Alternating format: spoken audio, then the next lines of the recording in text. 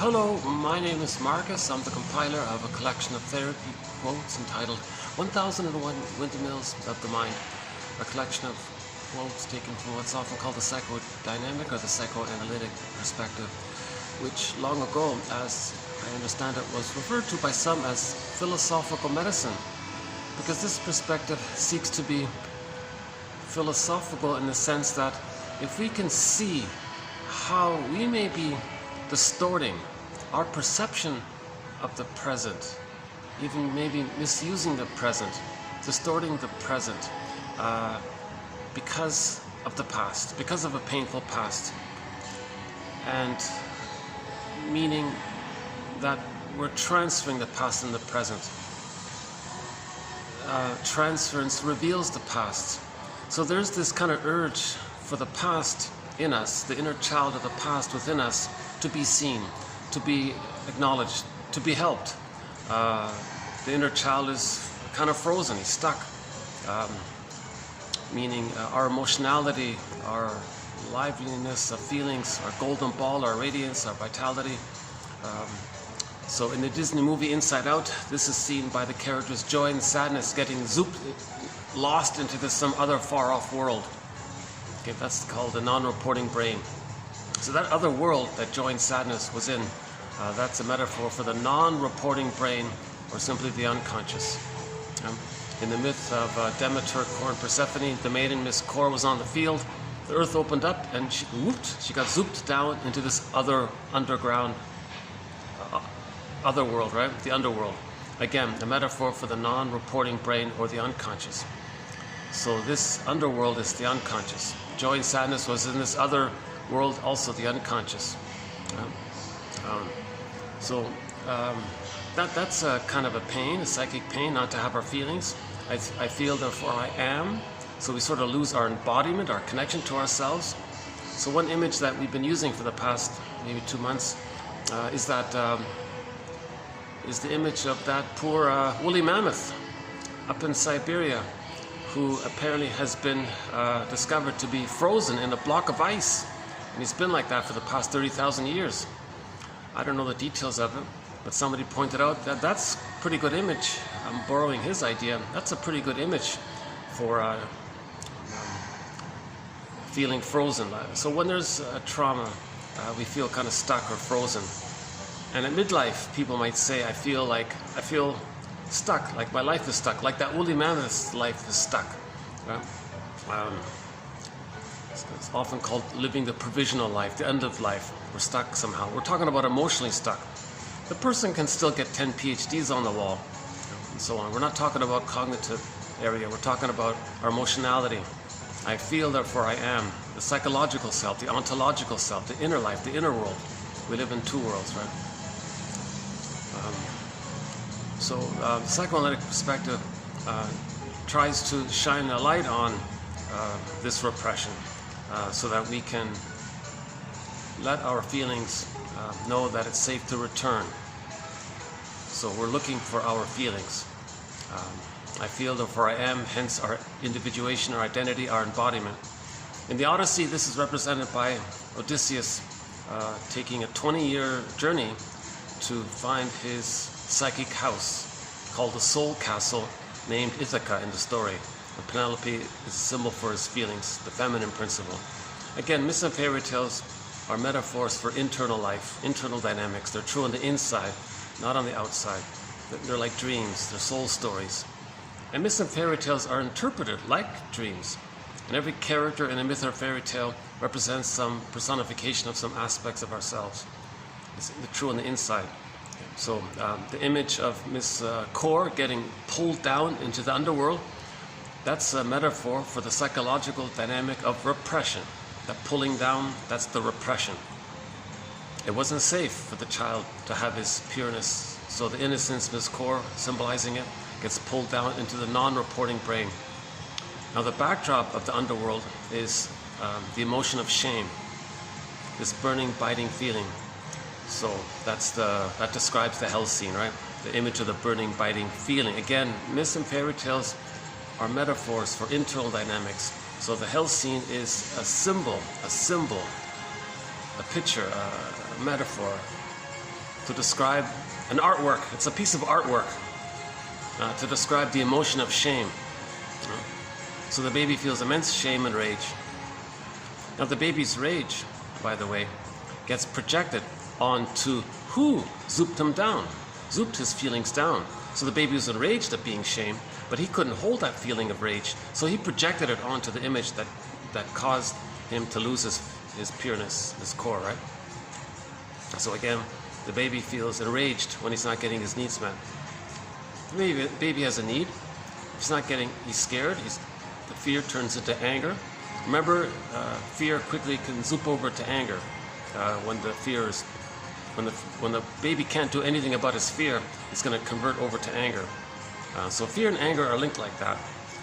Somebody's angry, but first they were afraid, but it happened so fast they didn't even notice it maybe. So the baby, of course, was very afraid if his mother's not meeting his needs. And then it turns into anger. Now the anger, and the mother's not understanding the signal that the baby's angry, he's getting angrier and angrier. Finally, he's becoming enraged. Now, he has a fantasy. At some point, when the mother's so misattuned, the bottle, the schedule, not around, not understanding the baby's signals, the mother is, for whatever reason, we're not going to talk about why the mother's misattuned to the baby's needs. That's a whole separate thread, by the way. One of our many threads in 1001 Windmills of the Mind. A key one, possibly within the top 5 most important threads, is that thread on why so many mothers are misattuned to the baby signals. In the last video, we talked a little bit about it. If you're willing to check out the last video, the topic often comes up throughout the series.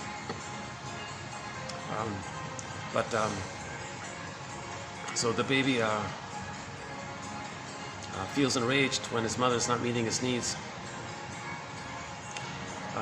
Now at some point he may have the fantasy of devouring possessiveness. So he would now wishes he could control the breast. The first object is the breast, not the mother. The breast. He doesn't understand that the mother's a separate person and he's a separate person or she's a separate person. This sense of differentiation hasn't taken place. In the beginning, it's called the stage of undifferentiation, merging, symbiosis, fusion, mother-infant dual unity. There's no separation there. It's just this oneness thing, and the baby thinks it's all just him, and so he thinks he's a little god basically. Everything is just there to serve him, a part of him. He doesn't understand I, not I, me, not me. He doesn't understand any kind of his identity and mother having an identity. That's not there yet. In the beginning, it's just still this oneness period, which, by the way, is a blissful feeling. It's called the Garden of Eden, the Unico Mystica. He's the oceanic feeling, the oceanic oneness. He's kind of blissed out, floating around, thinking it's all him, everything is him, his needs get automatically met. So he's kind of considered to be in a blissful state called the paradise. And the babies need that paradise to continue for the first 4 to 5 months. So it's a huge issue if he doesn't get his paradise needs met for the first 4 to 5 months. Again, humans come out too early, so they need that womb-like environment to continue. Okay, that's called the social womb, the extended social womb, called the maternal holding environment, where the mother has some kind of attunement and flow of communication between the two. And when the baby's suckling, the nerve endings in the breast link in with the nerve endings in the child. As if when the baby's born, the mother says, "Hi baby, welcome. I've got a line with you." "Oh, hi mama, I've got a line with you. I've got this line with you." "Yeah, cool." So they got that flow there. And that allows the mother to pick up the baby's signals, to make the adjustments. If the baby's distressed, mother can respond, and the baby is soothed by it. So the mother is able to be attuned and read the baby's signals and provide that continuity of the flow that took place in the actual womb, baby, cord, placenta, mother, placenta, cord. There was a flow, that rhythm there. And then you got the heartbeat, of course. Somebody theorized that a lot of music comes from this area. The baby's in the womb, the heartbeat, that's the drum. And that flow of exchange, that's sort of the rhythmic quality to it. So this music is meant to continue for the first 4 to 5 months in particular. So the flow is the rhythm. That rhythm's got to be there. Okay, so that flow provides the extended paradise.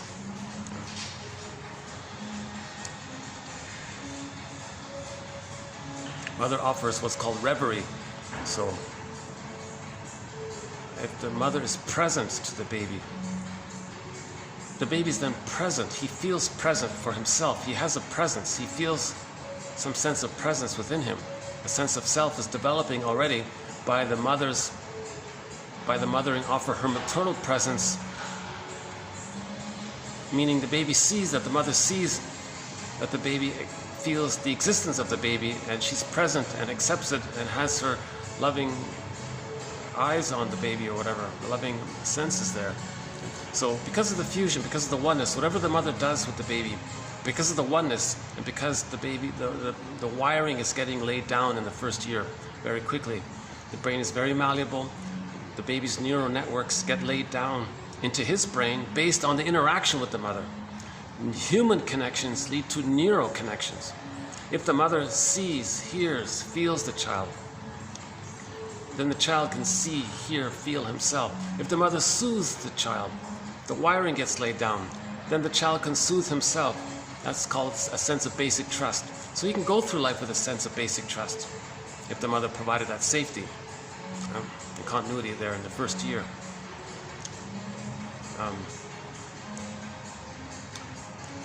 So back to the issue of rage. Sorry. Well, let me change my arm here.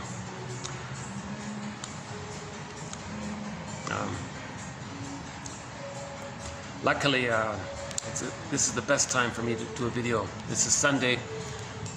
This is really the best time. Sunday afternoon. What is it? 3:30 here. Unfortunately, I still have that same techno thumping music, but this is my favorite day to make a video here.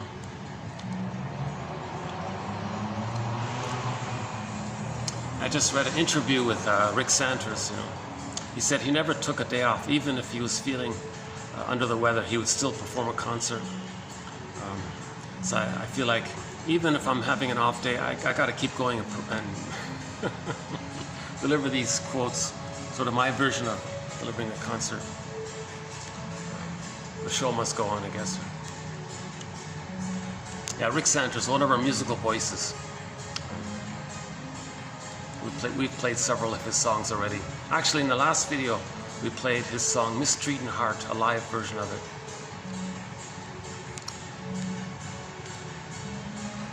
One of our threads, this issue of Falling in Love, TQ24, 35-9. Some of the best materials right there. Okay, so back to the baby's rage. Now the baby can't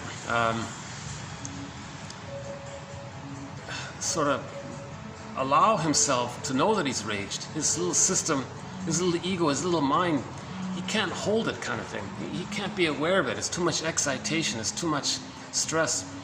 So one way to deal with this thing is enter defense mechanisms. All defense mechanisms are maneuvers of the mind, operations of the mind, mechanisms of the mind, mental mechanisms, tricks of the mind to help the person, in this case the baby, not feel this excitation, not feel this psychic emotional pain. It's too much for him. The system, it would overload. He can't do it.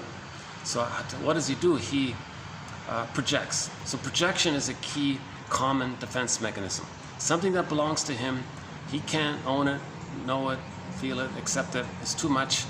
One way for him to do that is called projection. He'll selectively have disattention about it for himself, so his attention is not there, even though it is there. But then he'll have selective attention outwardly, make it up if he has to, amplify it if he has to, mote beam if he has to. You see a crumb of truth, that's like a hook, you hang your coat on it, so he'll invent it if he has to. Somehow he'll just attribute, say, think, believe, make up. He's got to externalize it. He's got to say it's outward. So he's going to blame the mother. In other words, that's how he deals with his pain and rage. So he says, in effect, no, I'm not enraged. The mother's enraged. Now the mother's the breast, right? The breast mother's enraged. I'm not enraged. So it's as if the baby's an artist. So let's borrow this idea of him being an artist. He's going to take a canvas, draw a circle, the breast, his mother,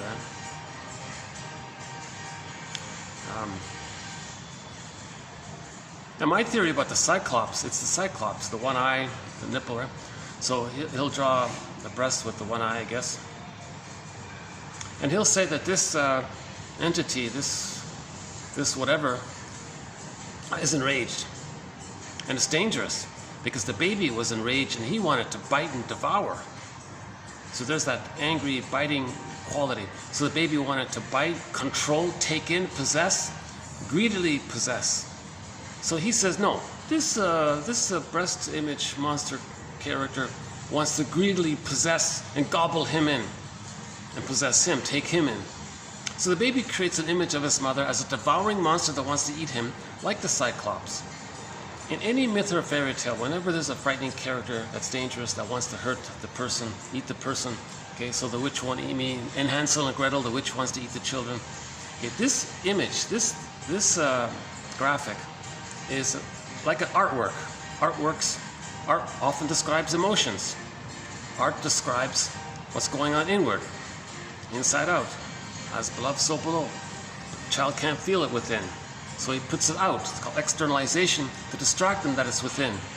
So this image that he's creating of some kind of devouring monster that wants to eat him, that's a symbol, a metaphor, a picture to convey the baby's feelings and wish and fantasy that he could devour and gobble in the breast.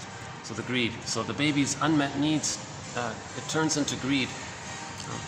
So of course this monster is going to be very greedy, insatiable. Right? So the greed is like that, right? The baby's in a state of time. There's no time. So it's happening again and again because there's no time. And in the moment when the baby never had the experience of getting his needs met properly, so he's frozen there, and when there's trauma, they repeat it around again and again. They spin it around like a wheel.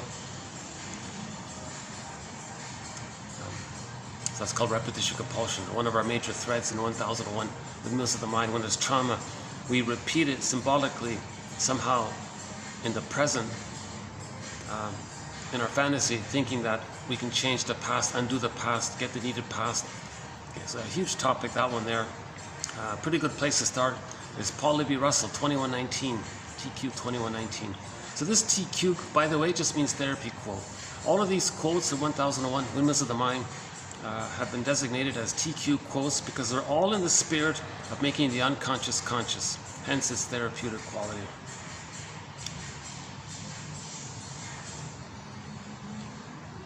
Okay. So the baby is a genius. He tricks himself into thinking, no, he's not enraged. No, he doesn't need anything. So there's his importance, right? He's so important. Right? He doesn't need the mother because he thinks he's a little god, so he can believe that. So, but if the baby thinks the mother is a monster that wants to eat him, just in practical terms, how is the baby going to attach to the mother if he thinks that about his mother? Enter another defense mechanism, another maneuver of the mind, another trick of the mind. The baby's engaged in all these little tricks. Now enter the splitting defense. The mother's one human person. The child will say, okay, wait a minute, I got an idea here. The truth about my mother being a monster that wants to hurt me, I can't relax and take in the milk or even the powder stuff, right? I can't do that. I'll just hallucinate that there's another woman there, this heavenly, divine, supremely beautiful goddess, oasis, lovely, sweet, tender, affectionate, soft woman, breast mother there, right? So he'll just hallucinate it. I think it's kind of like that guy in the desert. He's in scorching heat. He's trying to survive. His brain makes him hallucinate an oasis. While the baby's in scorching pain, his brain makes him hallucinate an oasis breast. And he'll think that that's his mother and deny the truth. So in effect, he splits the concept of the mother into ideal breast, devaluing breast. But no, the mother's one person. Satisfying and frustrating. Baby can't handle the ambivalence. The baby can't see the two sides. The baby can't accept that he's relating to someone who's hurting him and paining him, the baby can't say, well, you know, sometimes she gets it right. You know, or maybe she's just having an off day. Maybe she was traumatized. Maybe she's confused, or maybe you know, maybe she's purposely shaming me because she wants to communicate how she herself was shamed by her mother. So she's just trying to communicate what happened to her. Well, I can forgive her. Baby can't do all of these kinds of things. Baby can't say, oh, is the mother trying to make me dependent on her and always need her? Because if she doesn't provide her love, I'm going to need her even more. Is she kind of promoting dependency, my dependency on her, because she's afraid to feel alone? Oh, I guess I can forgive her. Baby can't do these kinds of things. Okay, the baby's in a state of receiving. He can't give, he can't think about the other, because there is no other. It's just all him still. The baby can't, right? The baby is sort of similar in the state of when he was in the womb. Okay? His waste, he gives out all the waste through the vein, and one of the veins in the placenta, in the cord, goes up to the placenta. The placenta literally metabolizes the baby's waste elimination, right? And the other vein sends down all the love, oxygen, food, nutrients, goodness. So he sends out the waste, gets back all the good, sends out the bad, gets in the good. So he's still not kind of flow like that. That's why I was in the last video, I went on a bit of a rant about that orchestra. The conductor said, the world sends us garbage, we give back music. Let's not go there again. I'm still processing that one.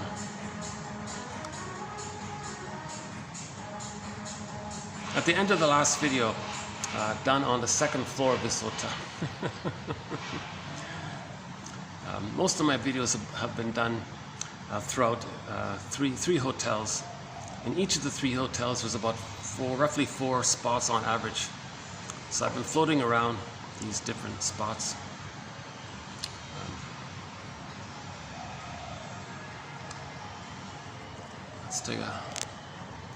Let's take a few second break here.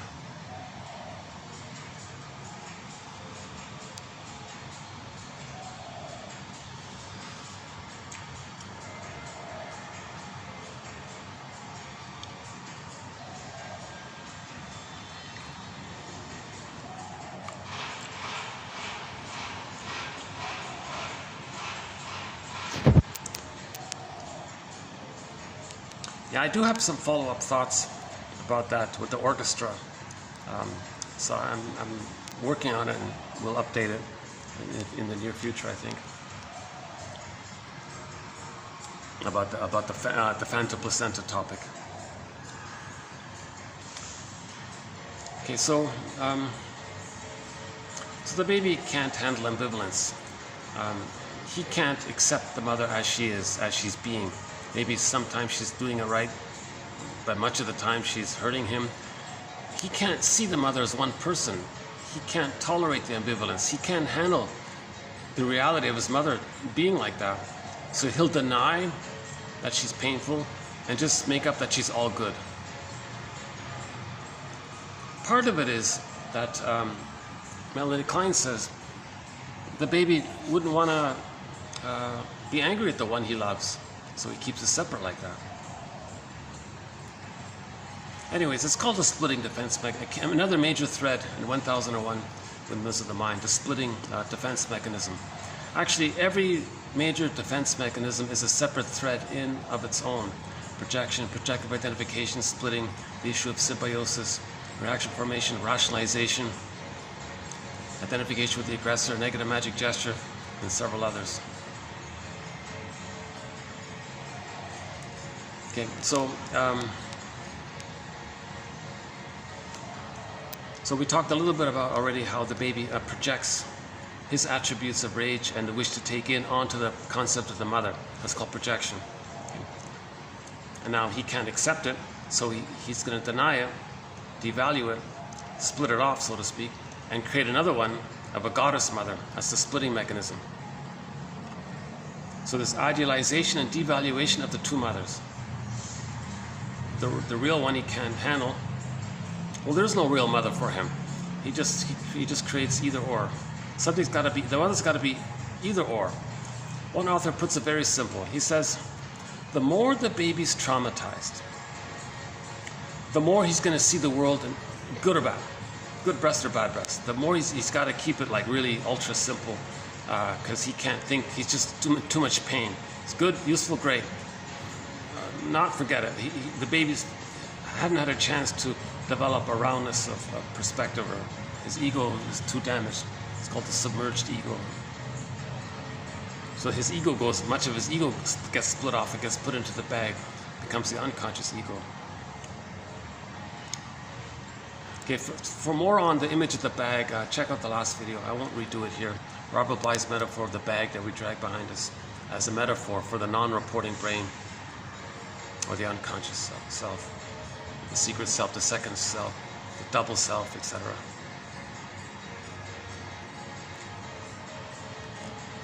Now this, what I partly just described is sort of the basics of what Melanie Klein's the paranoid schizoid mode of experiencing, the paranoid schizoid mode of operating. She calls it the paranoid schizoid position. So the baby in the first weeks and months enters into what's called the paranoid schizoid position. The paranoid part of that phrase means, no, the mother's not a monster that wants to eat him. The baby, that's paranoidish like. The baby's being a little paranoid to think that the mother wants to eat him. She's so dangerous and frightening. No, the mother's just a little off. She's just a little neglectful. She's not actually trying to do these things. But the baby projected his wish to devour and bite and take in onto the mother and says that the mother's doing that to him. That's called paranoia, right? So the baby is being a little paranoidish like. We don't know the exact, it's an approximate ballpark phrase. It's still, no one has come up with a better phrase for it. So that's the paranoid part of the phrase, this paranoid schizoid position. Now the schizoid part refers to the splitting. It's unreal, it's schizoidal, detached from reality.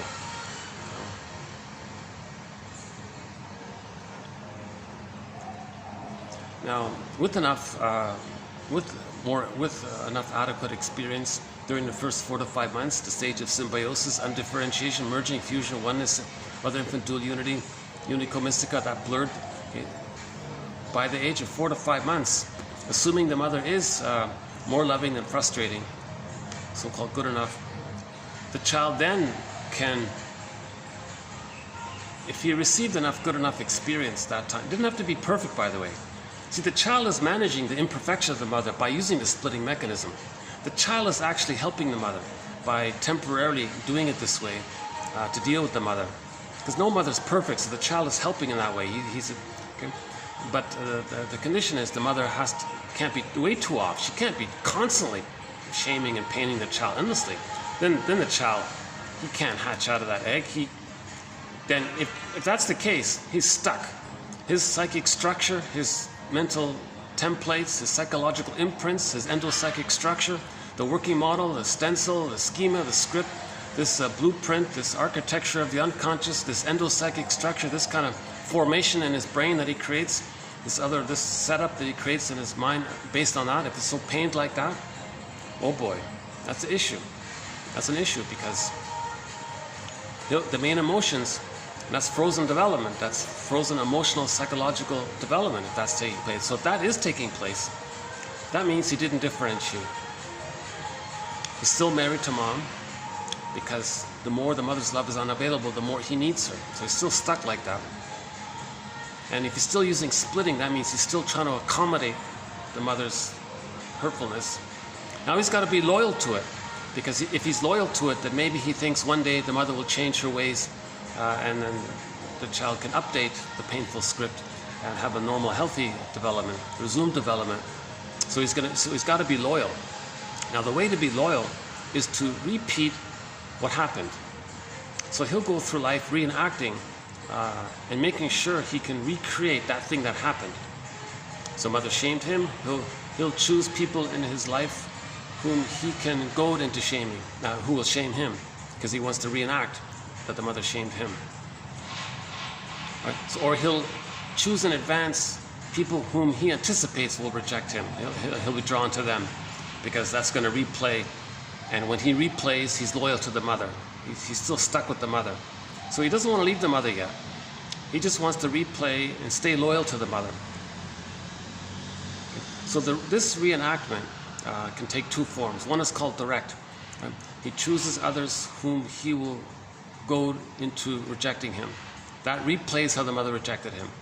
Or a more painful version is he'll identify with the aggressor, see his innocence onto others, devalue them, reject them, I guess, shame them or say negative, cynical things about them, devaluing things about them to replay how the mother hurt him. So he can directly recreate what happened in the present symbolically by a direct repetition.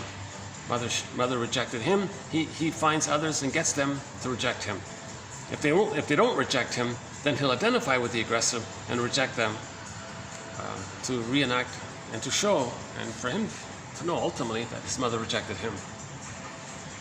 Okay, so if that paranoid schizoid mode of experiencing is kind of set like that, he'll go through either or thinking. So the splitting is there, goddess and demon. That leads to all or nothing thinking, idealized, devalued, useful, not useful, helpful, who cares, yes, no, don't care. This and the baby's the main emotions are hate, greed, envy, spite, vindictiveness, schadenfreude, the grandiosity, ingratitude, of course. Love and gratitude haven't entered the psychological picture because he's still one with the mother. He's still married to mom within. In the psychic structure, concept of the self, concept of the other, it's still blurred in that fusion there. And it's painful, or it's unmet, and he can't leave yet, emotionally, right? So of course he's angry, and he still needs the mother. He needs the mother, and he's angry at that fact, because he's supposed to have already left her, kind of thing.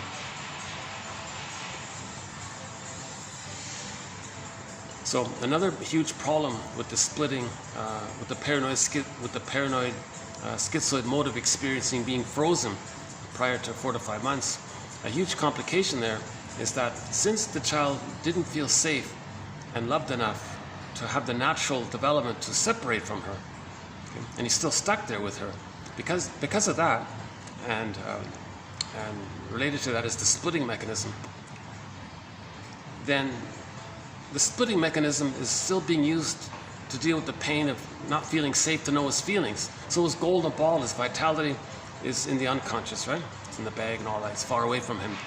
In the Disney movie Inside Out, joy and sadness are in the other world. So because he doesn't have access to his feelings, and all he has, like in the Disney movie Inside Out, at the console just fear and anger, the amygdala. Fear and anger. At the console was fear and anger.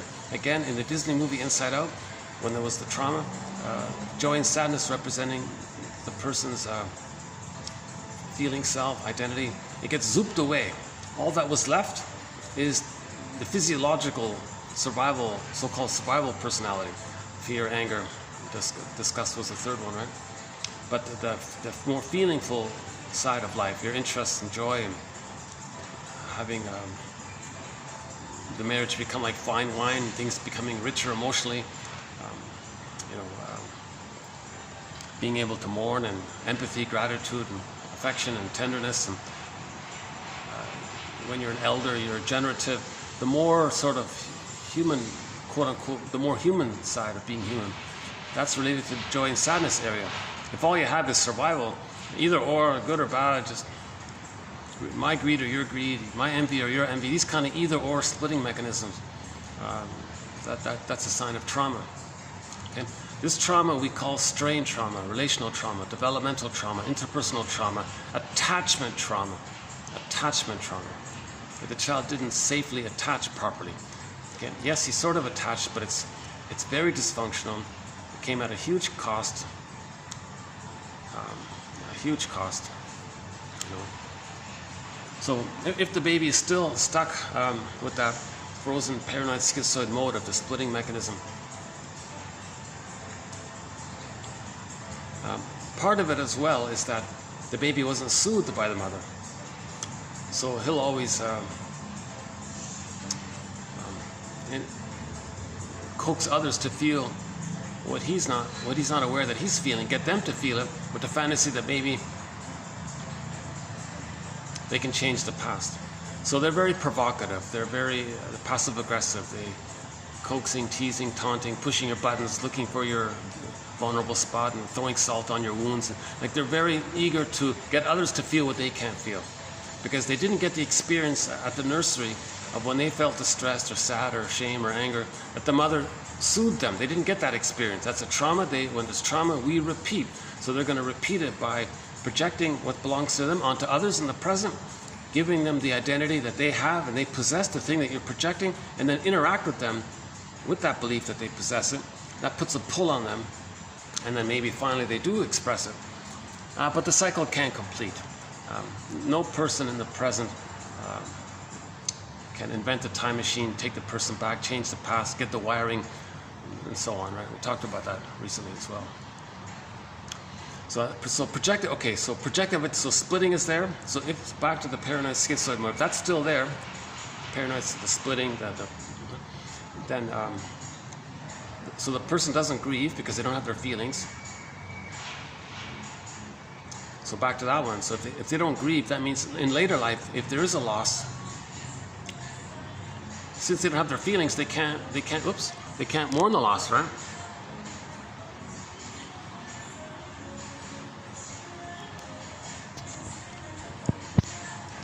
So if the person doesn't have access to the feelings, how do they admit that there's a loss? Because to do so, you would need sadness. But again, in the Disney movie Inside Out, sadness and joy were in the other world. So if they don't have access to their feelings, they can't mourn losses. That's complicated grief, aggravated grief, the derailment of the grief process, chronic sorrow. Okay. Now the truth is they do have feelings about a loss. So at midlife, let's say there is a loss. They do have feelings about it. It's going to be directed at the self. So the feelings that they should have, or they really do have secretly at the loss of the other, they look at the template, at the model. The mother and them are one. So just put a little dash between the M and the O in the word mother. So to admit the loss of the other in the present would mean, from the template, feelings are intrapsychic. So you look at the feeling world. Oh, other is mother, but mother is the blueprint. Mother is them. So you can't admit the loss of the other, because that would feel like admitting the loss of the mother who's part of this blurred oneness with them. That would feel like you're losing yourself. You can't do it. It's complicated. It's too complicated. That's called melancholia. Because now the feelings you do have around the loss, you're directing it at yourself. Okay? That's a lot of psychic pain, to direct anger at yourself like that, or sadness or helplessness at yourself, and blaming yourself and criticizing yourself. So that's called melancholia, pathological mourning, right? And then as a defense against that, to not be aware of that pain, enter the manic defenses. The manic defenses, people are going to be manic. Yes, it's often hypomania, hyperactivity, the amygdala, but also it's another manic defense is greed. Another one is envy.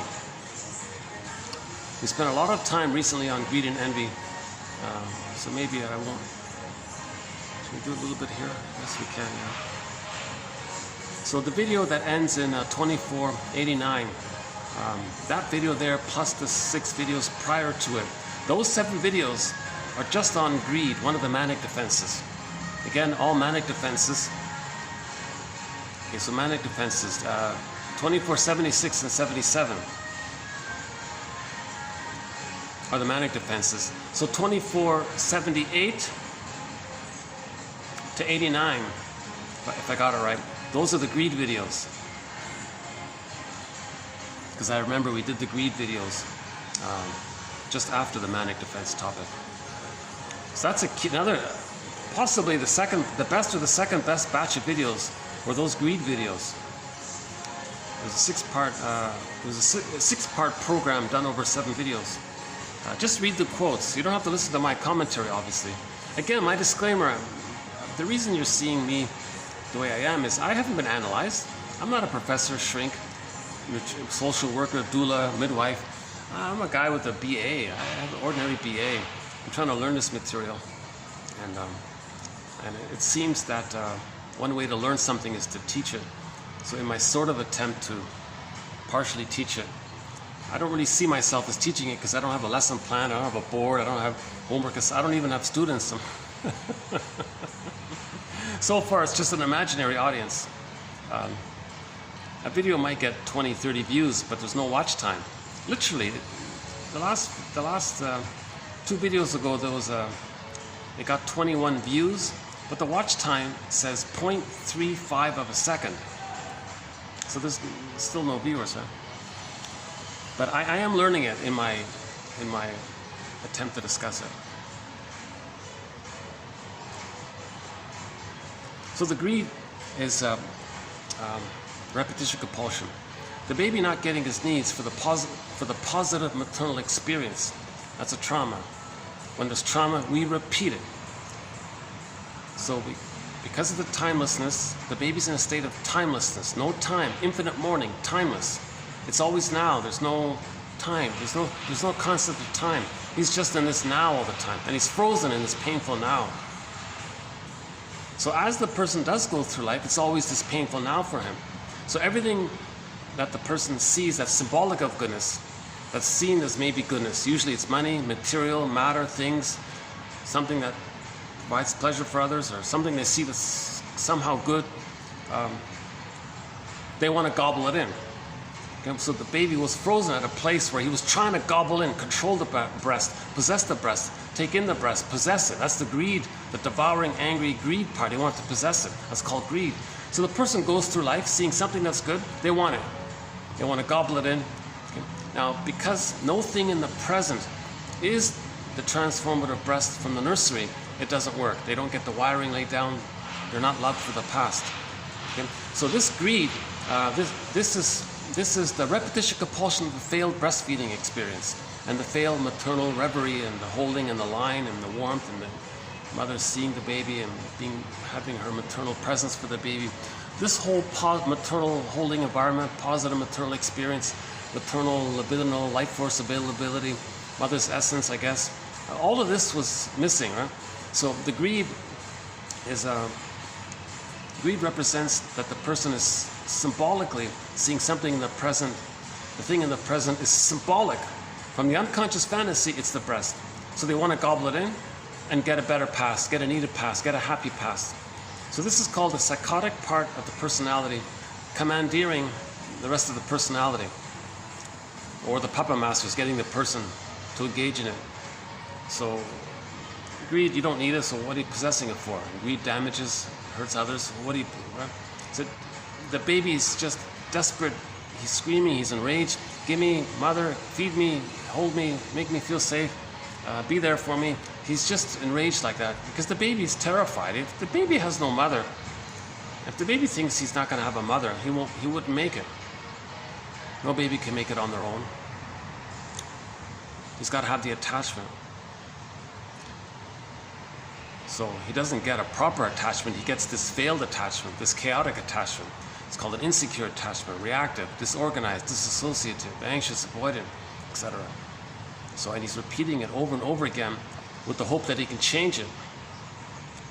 So the greed is this automatic compulsion to replay what happened. So when there's trauma, we repeat the past in the present. So the present becomes a new replay of the past. The present is misperceived and is viewed as the past, still alive in the past. It's called the presenting past. So the present is always the past. He's not enjoying the present. From the movie Greenberg, the therapist said to the guy, quote, "You have trouble living in the present, so you dwell in the past because you never really lived it." He didn't really live it. He was traumatized. He was frozen. He couldn't live it. He was stuck. It's called unfinished business. So he's living in the past. He's dwelling in the past. He's not enjoying the present. The present is just still the past. Okay? It's called the unlived life, the provisional life, feeling that life is on hold, etc. So greed is just whatever material, whatever they can possess. Now the confusing thing about greed is that if the person gets the thing, whatever it is, it does trick the mammalian part of the brain into thinking that the person is safe because they got that extra item. So for a moment, they get a blip of serotonin, a blip. It doesn't last. That's why greed never works, because the thing you get can't take you back in a time machine to the nursery and give you the wiring laid down. That wiring can only be laid down by the human connection in the nursery. No thing you get in the present can give you the human interaction that was needed in the nursery. That's why it's insatiable, that's why it never works. But the positive intention of greed is to have the fantasy that the thing you get in the present can change the past. So it's seen as some sort of positive intention, misguided, it's hurting himself and others. Okay, but that's sort of the positive intention of greed. The person's in pain, he wants to replay what happened to see if he can change the past. He's hoping that the extra toy he buys that he doesn't need can somehow magically in his fantasy be the good breast experience that he needed, which would give him the wiring, and then he wouldn't be greedy anymore if he got loved in the nursery. So greed means the person wasn't loved in the nursery, put it that way, yeah? And the repetition compulsion of replaying it symbolically is a communication of that. It sounds absurd, but let's say somebody doesn't need an extra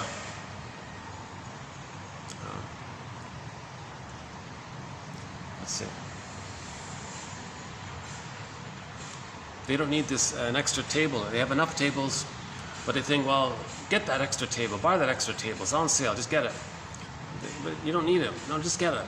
So the fantasy is there's a part of the mind called the psychotic part of the mind thinks that table is the breast. The person, now consciously the person knows that's not the breast from the nursery, but the person is driven by this puppet master. Get it, and it tricks you to think you need it, and it reminds you you're going to feel good when you get it. You'll get a blip of serotonin, and the puppet master gets you to come up with all these excuses called rationalizations, justifications, basically lies. Rationalization is when you trick yourself to think something because you want to hide the true motive. Okay? So the true motive is that extra table you're supposed to get's on sale. Whatever excuse you make, that's the breast, and you're going to finally get the love you needed. Because that voice is from the timelessness. That voice is still in the nursery. As usual. Look to the nursery, says Edmund Burglar, one of our mentors. Edmund Burglar, one of our mentors.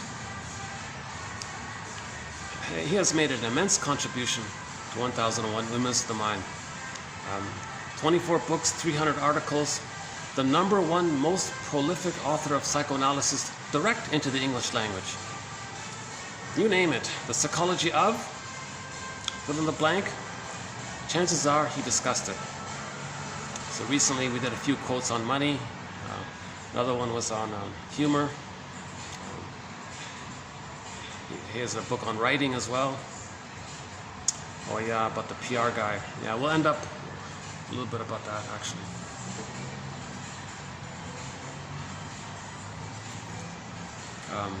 Yeah, he's got a wealth of material, Edmund Burglar.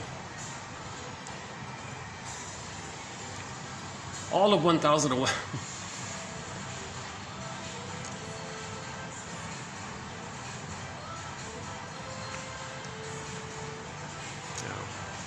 A lot of great, several of our threads in 1001 Windmills of the Mind are based on the work of Edmund Burglar. And I don't think anyone else is offering any kind of summary of his work. People just reduce him to the phrase writer's block. He came up with the phrase writer's block. And that's it. That's his whole work, really? Oh no, not at all. He's got tons of stuff. Brilliant guy. He's a medical doctor, and he uses a lot of literature in his attempts to explain psychology. Very rich material, very solid material. People complain he's too repetitive. That's true, he does kind of repeat the same thing over and over again, because he's always tweaking and updating, that's why.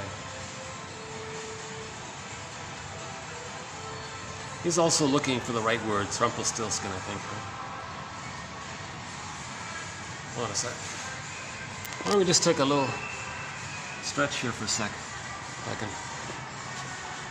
You don't want to see me. On second thought, I don't want to draw attention to myself here. Let's just stay here.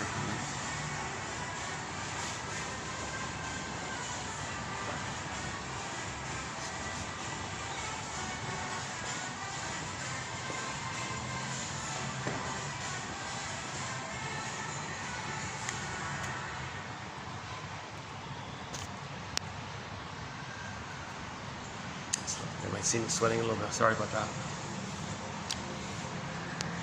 It's 35 or something. I don't know. What is it? Whatever it is.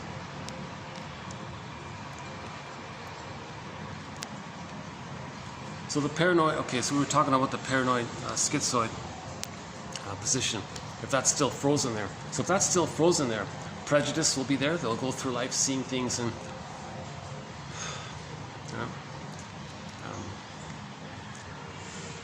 So of course the us-them mentality is there. One is good, the other is no good.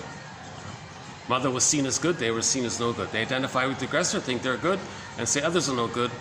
But again, when they say others are no good, they're talking about themselves seen onto others. That's a defense mechanism, projection. They're going to project their wounded innocence onto others and say they're no good to replay how the mother shamed them.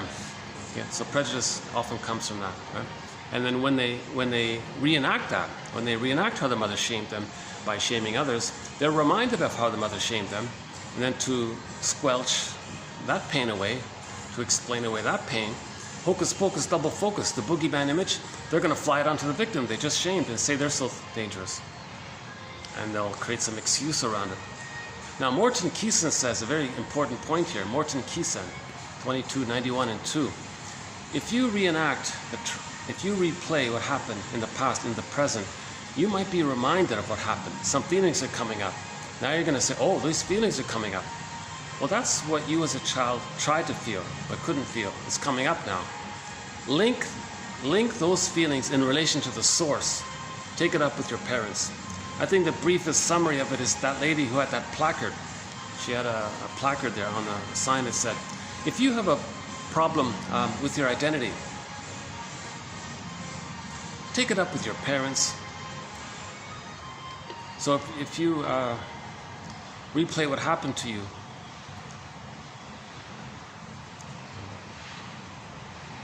part of replaying what happened is to create a mirror to see what happened. So if we replay what happened and we get some feelings up by it, that's to know how we felt in relation to the parent. We repeat, Libby Russell says, because we lost our feelings. So when we repeat it, we may start to get back some of those feelings. Now, to accept your feelings, you got to link it to the source of what caused the pain, the true relational unit. Then you can accept your feelings. Then you get your golden ball back. Then you stop repeating. We repeat because we lost our feelings. We repeat in search for our feelings because we lost them. Now, when we repeat and do get some feelings, attribute it to the true source, then we can stop repeating. If you don't attribute it to the true source, if you just blame the innocent one for how you're feeling now, okay? Now, people do that because they're still protecting the mother. They're still loyal to the mother. Okay? So when there's trauma, people are loyal to the mother. So if they're reminded of what the mother did to them, they don't want to blame the mother because out of the immense loyalty to the mother. So they blame the innocent one to be loyal to the mother. So why are so many people in the psychic structure still one with the mother? Why are they being so loyal to the mother? Okay, another theory. Part of it is the baby thinks he's the universe. He creates everything. He needs paradise to continue. He can't have paradise lost at birth.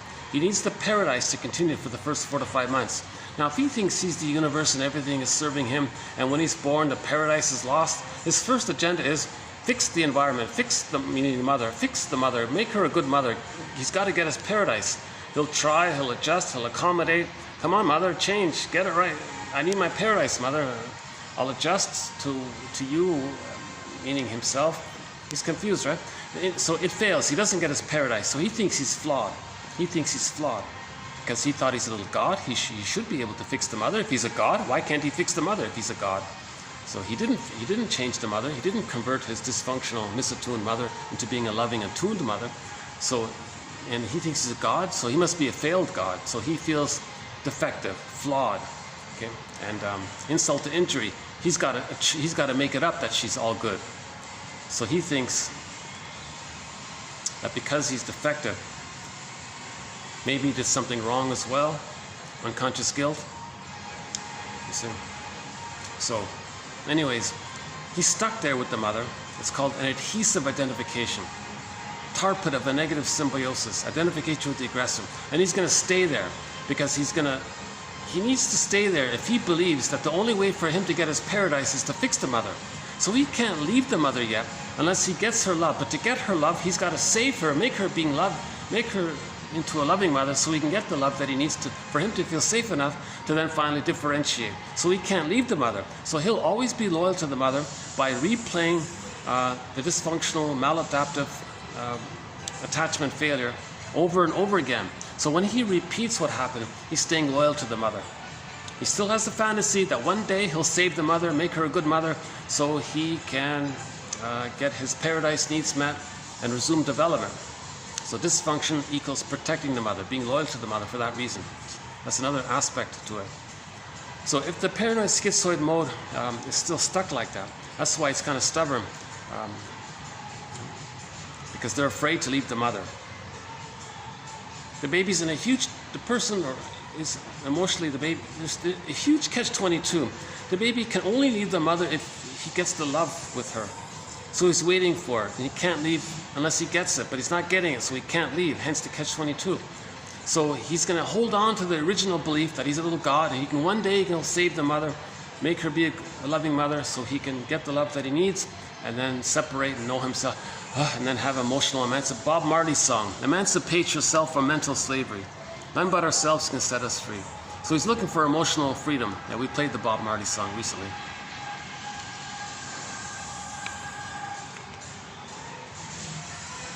So to get emotional freedom, he thinks he's first got to save the mother to get the love, then he can be free from her. But he's in pain if he can't leave her. It's not natural to be stuck like that. Just like biologically, think about it biologically. If the baby's in the uterus and he's trying to come out and he's stuck and he can't get out, one image is that's the whirlpool in the Odyssey. Sharbalus and the Silica, right? One is the whirlpool, one is the crashing.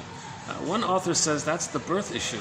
If he stays in the womb, he's going to swirl around in all sorts of painful, it's unhealthy, he can't stay in there.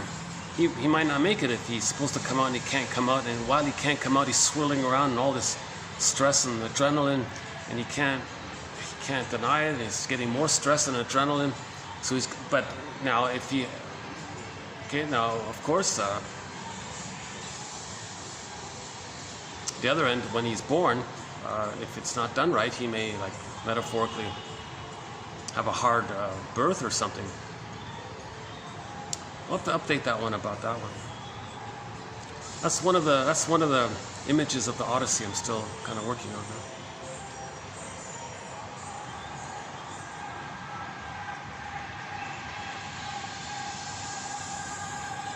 Somebody's doing some yoga there.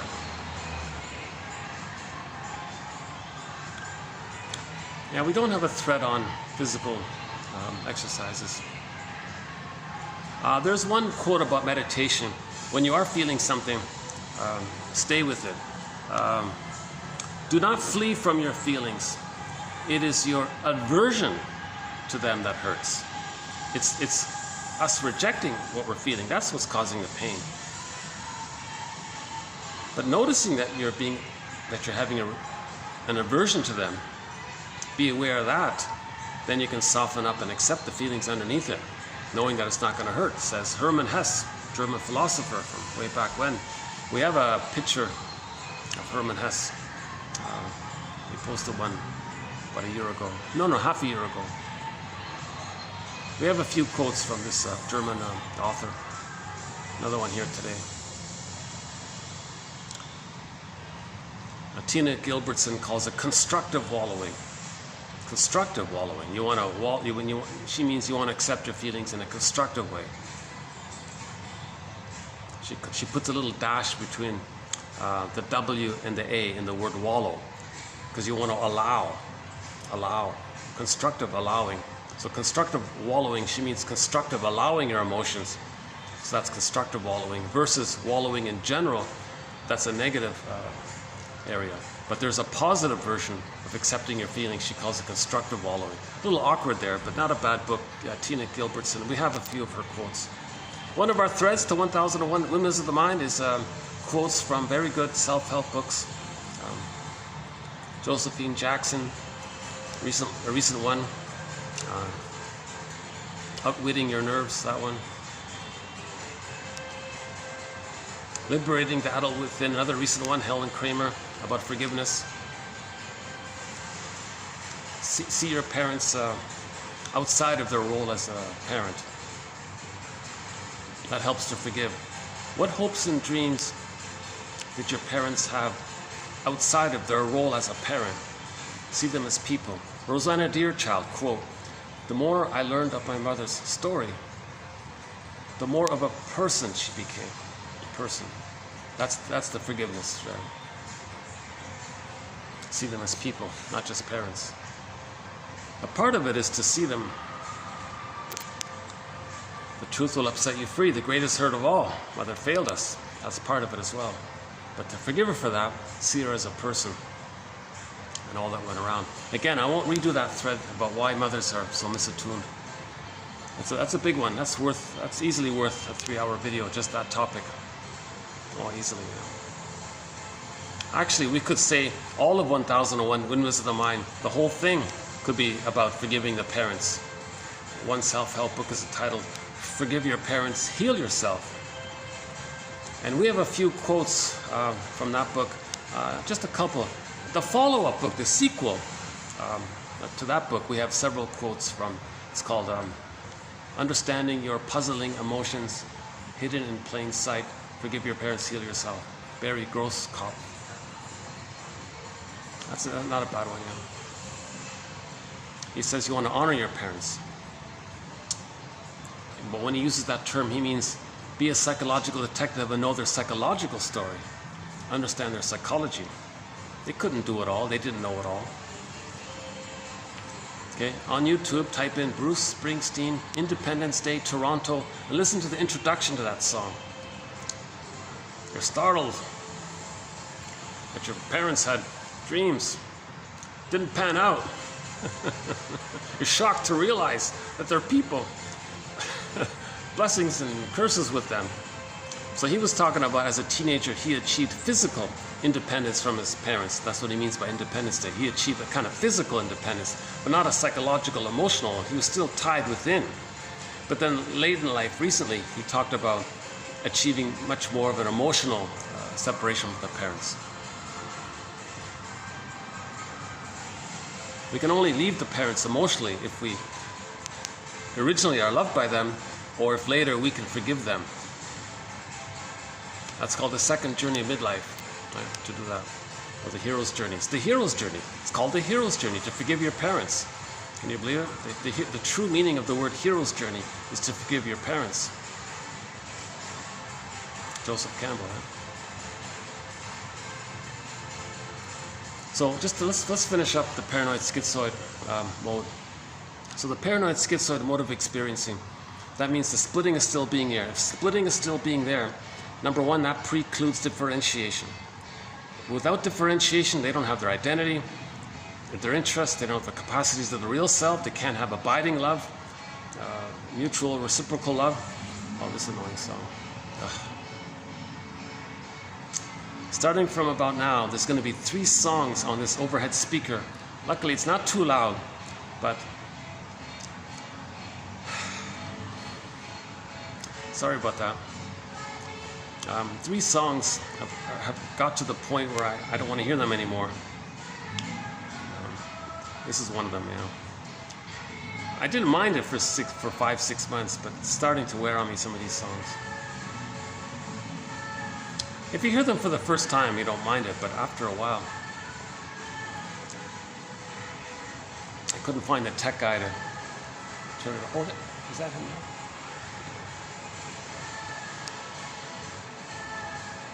Not just a guest. Oh, that's the same guy that. Oh, he's gonna. Oh, that's the same guy with this. He's gonna go swimming in here. Oh no, I have to move.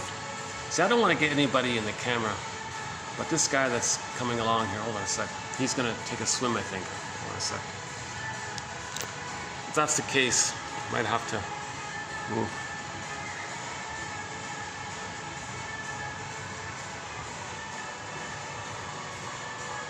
Oh yeah. Little bad luck here. This guy's gonna take a swim here. Out of privacy and all that. I don't want to get the guy in the camera.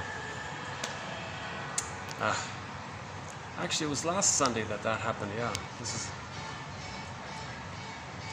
Okay, let's let me first find another spot here. Hold on a second.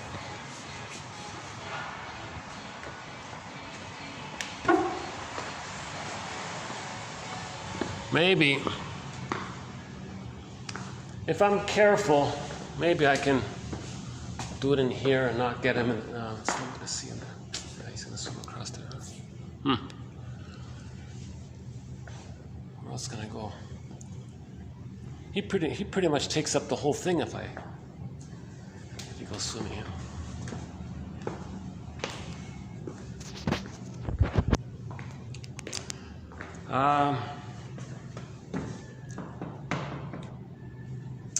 I guess I could go down to the bamboo part. This guy takes a long time. He's gonna stay in there he's gonna stay in there for 2 hours, that guy. See, okay, hold on. Maybe, let's see. Maybe. No, see, they have no air conditioning in these rooms. These are sort of more or less, these are sort of abandoned kind of meeting rooms. They don't really use them anymore. But the problem is there's no air conditioning here. Okay, maybe, what if I leave the door open? Hold on a second. Maybe I can do it here after all.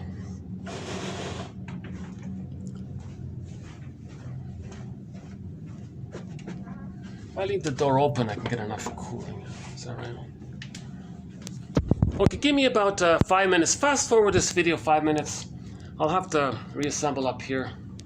Sorry about that. Okay. I can't really show you much. Let's see, does this work? Give me about 5 minutes and we'll be back in about 5 minutes here. Does that work?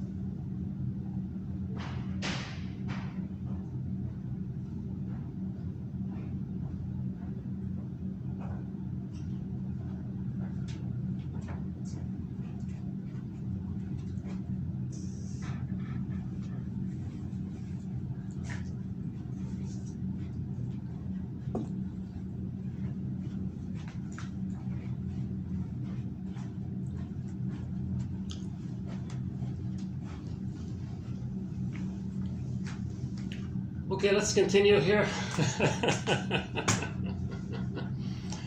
This room is a sauna. So I might have to move here soon anyways. Not much of a view here, but how's that? But let's try to continue here. How's the lighting? I guess that's okay, right? Oh, let's just do that. Is that okay? Rest my arm here. Yeah, I can still see him soon.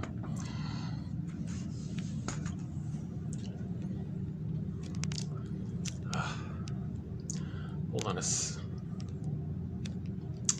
give me another minute. Hold on a sec. Hold on a sec.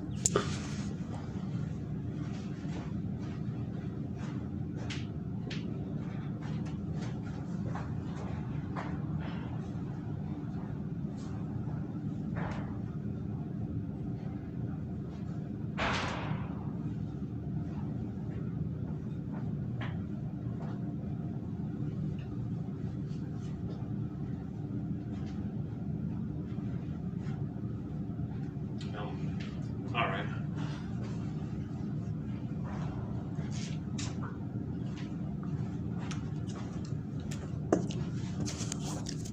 Okay, we'll figure it out. All right, let's just keep going.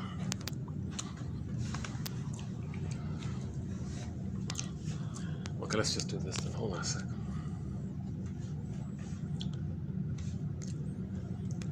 Now, there's this sort of neon flashing sign right there.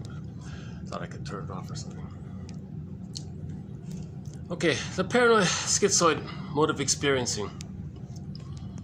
Okay, so that if it's stuck, there's prejudice, either or thinking, replaying the shaming experience by either getting others to coaxing others to reject them, or they do the rejecting to show how the mother rejected them. And then they blame, hocus pocus, double focus, they blame the one they rejected and say that they're the rejecting one, even though they just rejected them, because they're still attached to the mother, still trying to save the mother, still trying to, as we said before, maintain the fantasy that if one day they can save the mother, they'll get their paradise needs. And then, okay, you're gonna see me, this is boiling in here. Oh, jeez. He's nice and cool with the whole... I don't want to get, see, I don't ever want to get anybody in the camera, so just to make sure. Okay, once you see me sweating, I'll have to do a little walk around. I could go up to the 9th floor. I should go up to the 9th floor. Although it is nice and quiet in here. Okay, never mind the sweat. Nobody's watching anyways, right? It's a sauna in here. I'm sweating already. Okay, the paranoid schizoid mode of experiencing. Maybe what I'll do is cool off and I'll come back. Let me cool off and I'll come back. Hold on a second. So we got the prejudice, right? We got the projective identification part. Oh yeah, it's much cooler back here.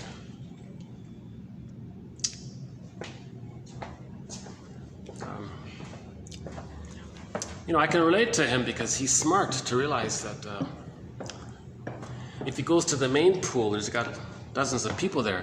But here, you're on your own. But the only advantage is he's got hundreds of people watching him. And I chatted with him last Sunday. He said, well, I don't care. It doesn't matter. Hold on a second.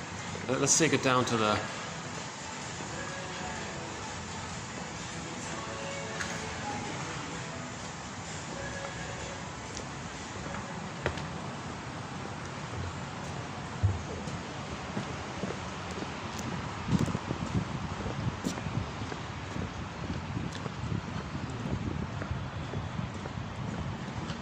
Okay, I just want to cool off here. Here's our nice bamboo stretch here. Okay, let's finish up this issue with the paranoid schizoid position. It's characterized by prejudice. Okay, so prejudice, lack of differentiation, If there's no differentiation, that means there's not going to be a real love. There's going to be transference love, where people in the present are seen in your fantasy as an emotional reincarnation of the parent. And the fantasy is that now your partner is going to be the needed good parent that should have been there in the past. And then, I love you, you're perfect, now change, says one play. So it's called unfinished business when there's trauma. So again, repetition compulsion. The baby didn't get the positive maternal experience.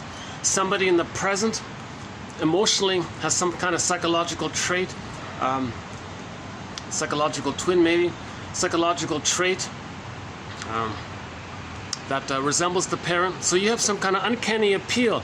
So you are revived. It's transferred back. You fall back. Falling in love means fall back to the infant. So you fall back and you revive the place just before the trauma. So before the trauma there was bliss. So now that's the falling in love phase. You get back to symbiosis. So that's that heavenly, so you get a revival of some of that blissful oceanic feeling called falling in love, right? The honeymoon phase, right?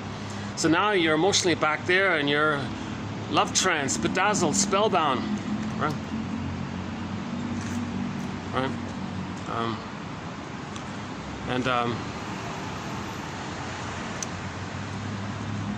Okay, now the fantasy is that your partner, meaning your parents get seen via the proxy representing your parent, the partner as proxy for the parent, your parent through the proxy, meaning the partner, emotionally the parent. This partner-parent person, okay, is going to change their ways because they want to provide what the person as a baby needed. They want to meet the baby's needs. They want to provide what the baby needed. Hence there's a great excitement. Now they're going to finally get the good love they needed. Now they're going to get their paradise, be seen, be accepted, and go through the developmental process to differentiate, achieve a psychological birth, and then ironically have the capacity for love. But first they fall back to that place where they got frozen. That's called falling in love. It's called transference love. So in the paranoid schizoid mode, they're capable of transference love, not genuine love. You need differentiation for genuine abiding love. You got to forgive the parents, then you can love someone after you forgive the parents. So,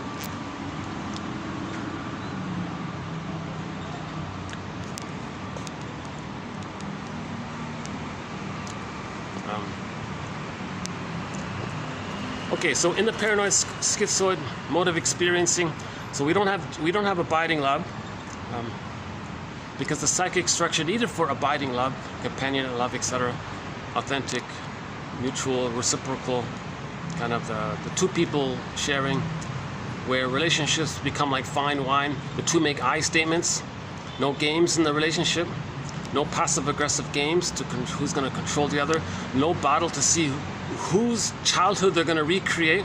None of that. They're creating something new in the present. They're new.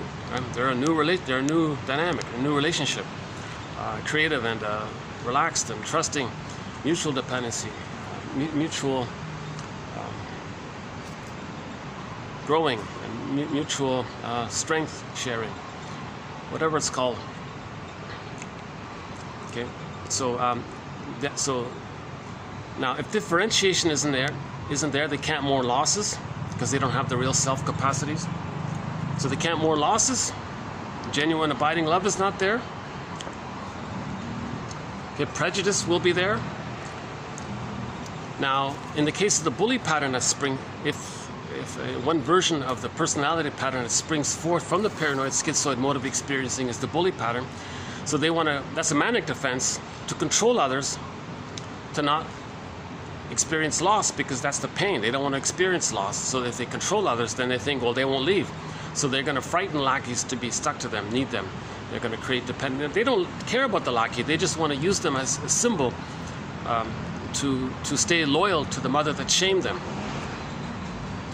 Now, contempt is a part of it, because if they lose the lackey, well, who cares? Didn't need you anyways. So that's the sour grapes phenomenon.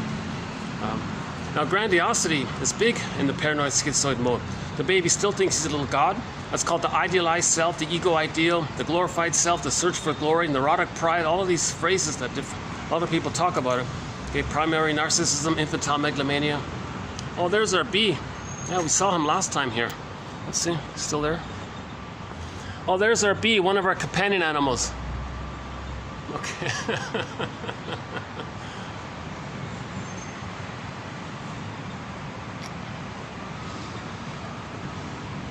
So cynicism gratifies infantile megalomania.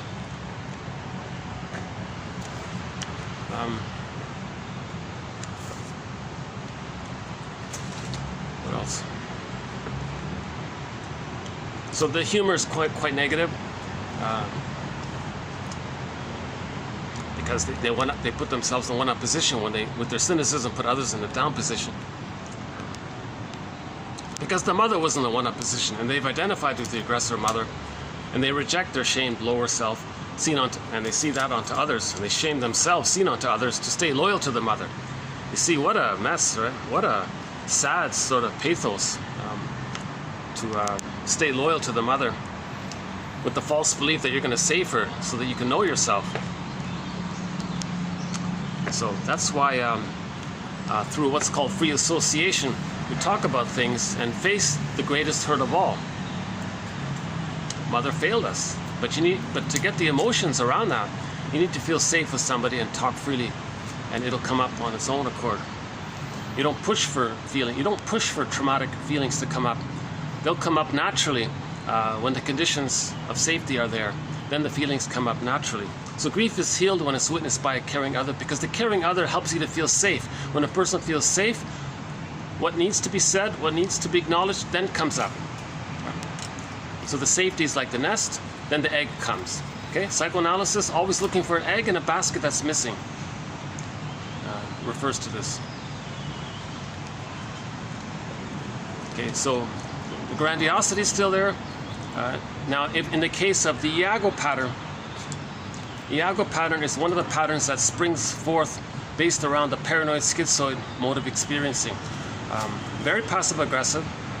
They covertly, secretly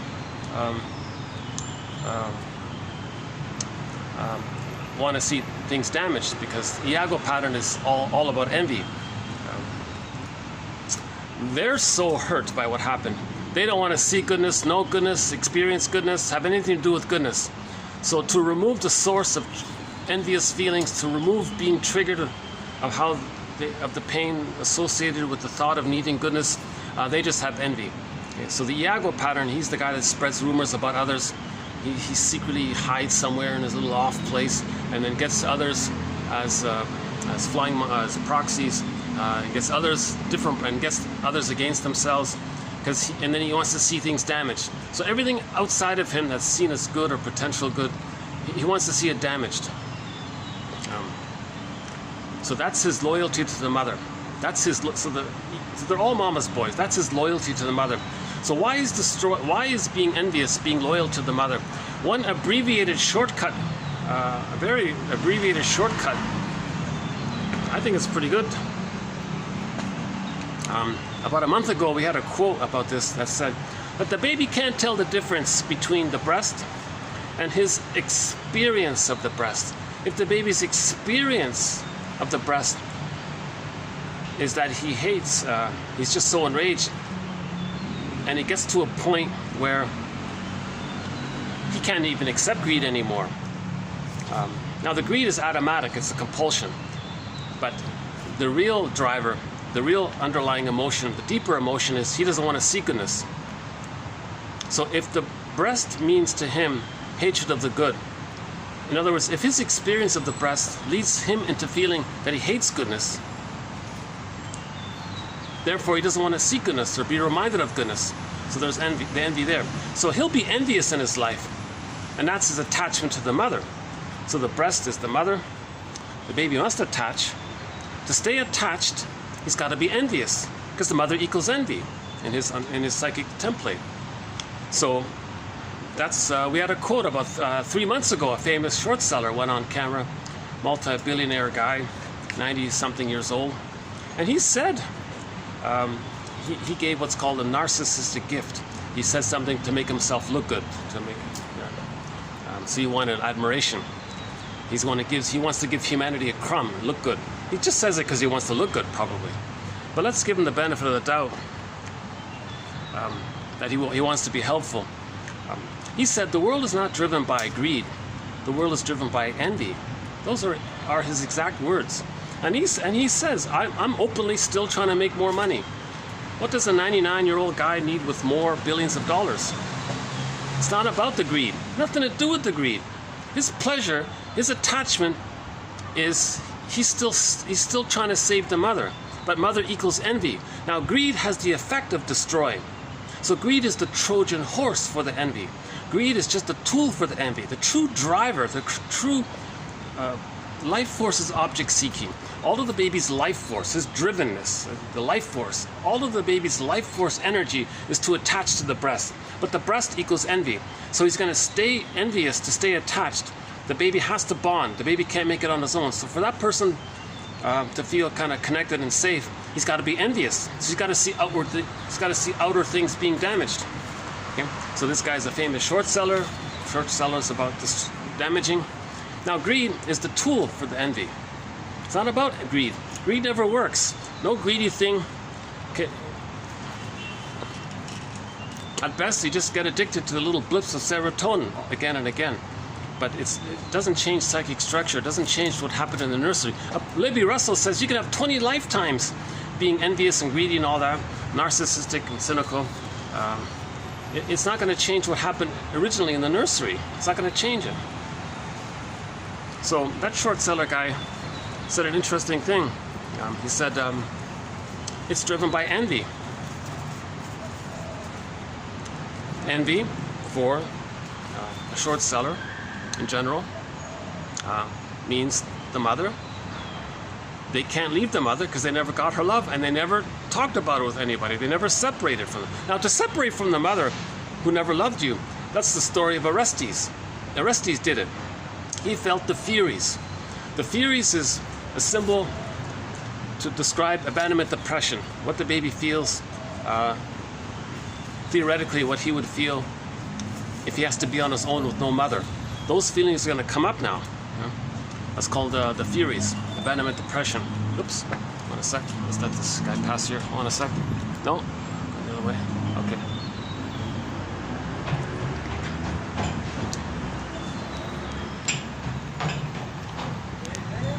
Or the screen painting, persecutory anxiety.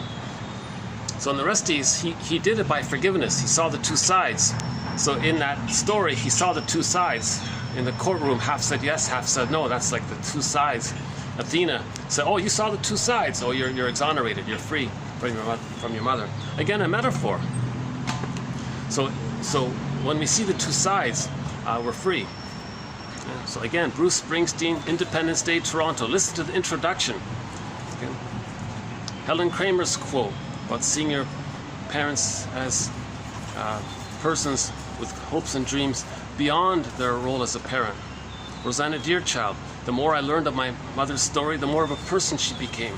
So move towards that area. Barry Grosskopf's novel, hidden self-help book, Hidden in Plain Sight, Understanding Our Puzzling Emotions, again, and so forth. Okay, understanding leads to forgiveness. The truth will set you free. It's called the working through process, the mourning process.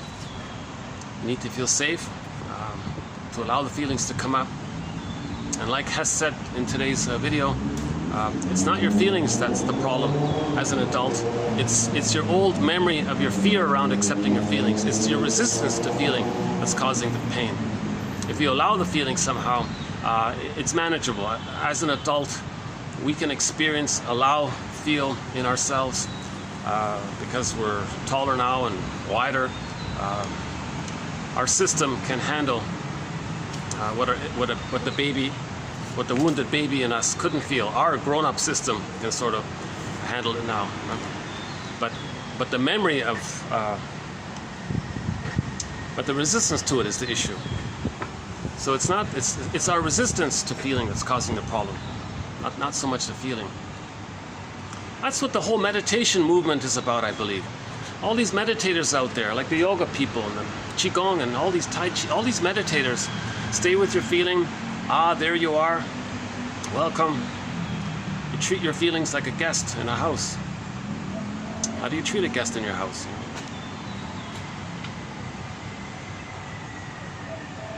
There's a poem called The Guest House. Right?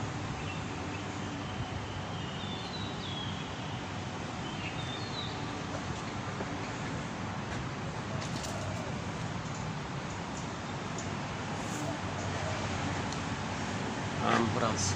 I guess I can stay here a bit. An hour and a half left. Yeah, I want to start on... Yeah, actually today's quotes aren't too long. That's okay. Today's quotes are sort of on the lighter end. We'll get there in a minute. Today's quotes are sort of a follow-up to something that was said earlier. I just wanted to wrap it up a little bit. Actually, today's quotes are not too much in the psychoanalytic area. So I'll focus more on my introduction here.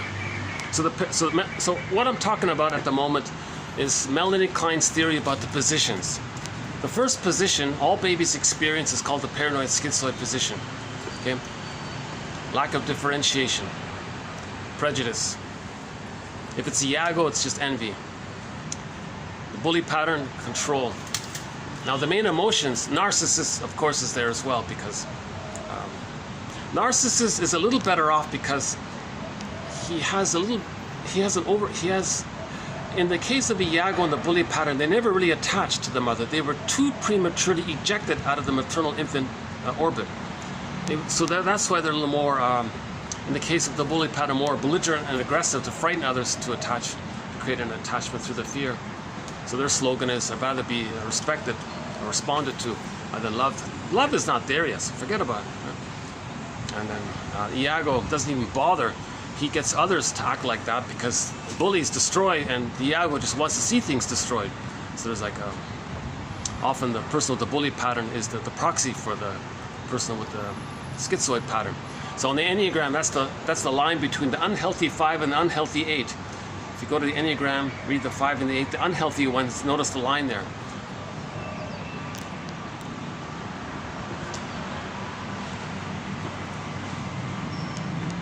The narcissistic pattern attached to the mother, but it's more stuck and they can't get out. So they're more cynical. They're all called the stingers, by the way.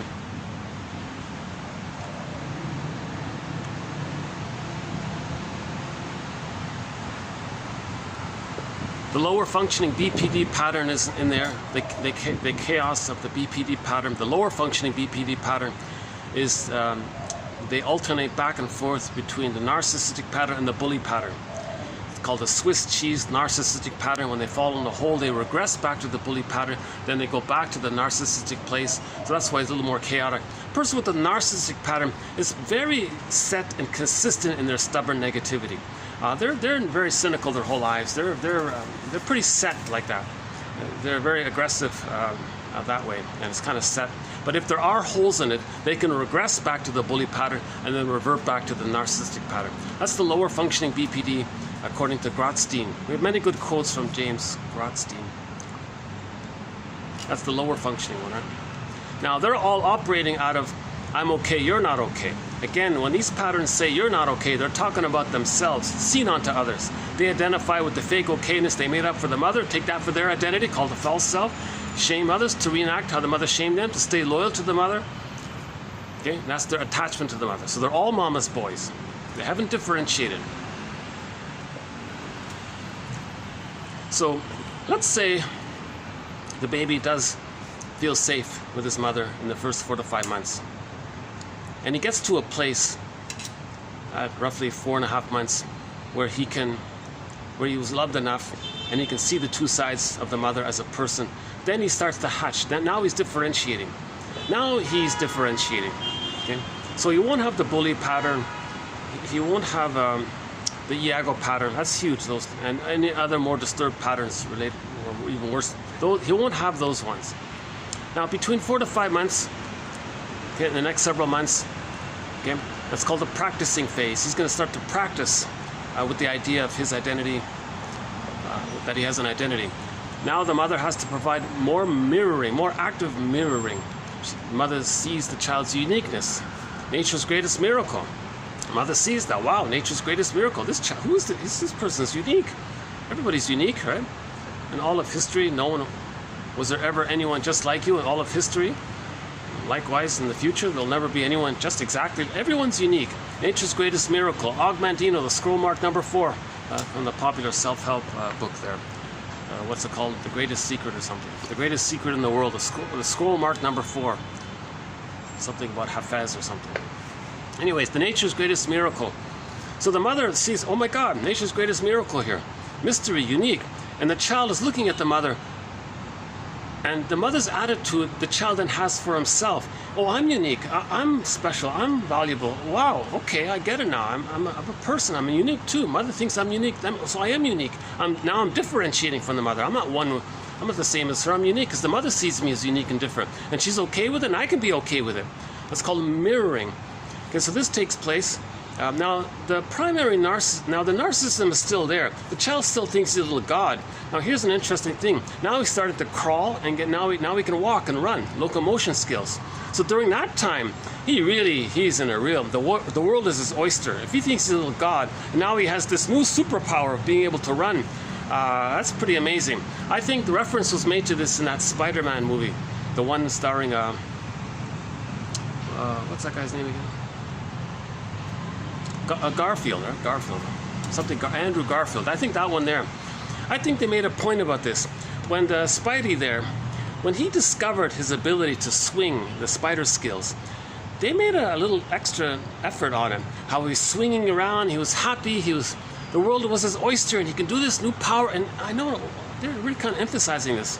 I thought, okay, maybe this is a tip-off to when the baby discovers the new superpower that he can run and walk. It's kind of like that. Right? So the baby has a love affair with the world. The world's his oyster. So between 4 to 5 months and 18 months, he's running around, and he's in this gleeful, yesterday's video, they called it the gleeful phase. Yeah, yesterday we talked about it a little bit, the gleeful phase. Now at 18 months, he's going to start to realize more of the reality. He's not a little god. Okay, he's not a little god. Okay, so 18 months, he's halfway differentiated, and now he's starting to realize naturally, honestly, that in reality, he's not a little god. He's just a small guy, and a lot of people around him. So now he's curious about all this, but he still wants to explore and learn. Okay, he's a little explorer. But he's not ready to leave the mother yet, because now he realizes he still needs the mother. He's not ready to be independent yet. So now the mother is there as a secure base. So when the child runs around further and he's exploring more and he's scared, he's going to run back to his mother, and the mother says, I'm here, you're safe. Oh, okay.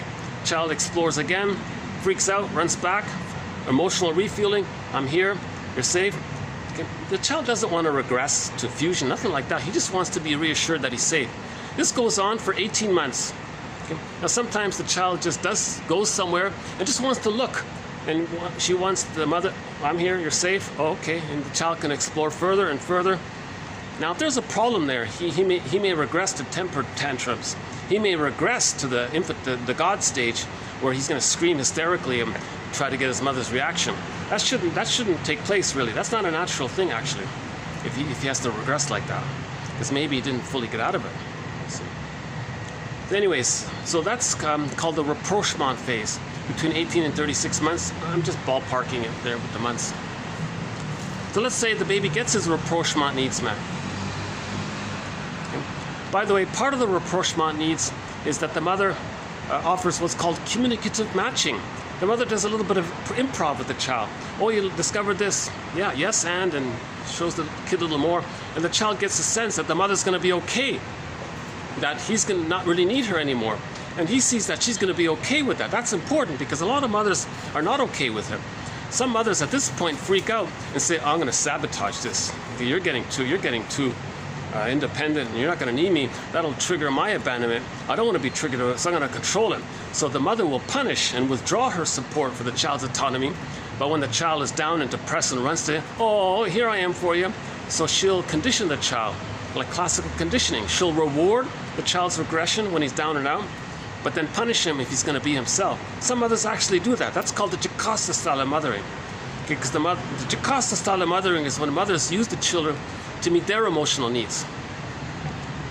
Now, if there is a trauma there between 18 months and 36 months, yeah, I'm noticing the caffeine kicking in. I'm not really a coffee drinker, so when I drink coffee, sometimes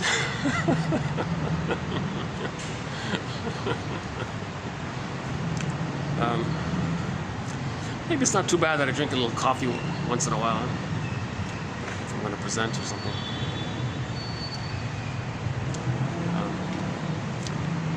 Yeah, it's too bad. On Sunday, my one day where it's really peaceful here, I got that guy. Yeah, he's still there, because I remember last Sunday I was here. Let's see. 1 second. Let's see if he's... No, I think he's still going to be there. You see, he might be enjoying the feeling of the world is my oyster as well. No, he's still there. Okay.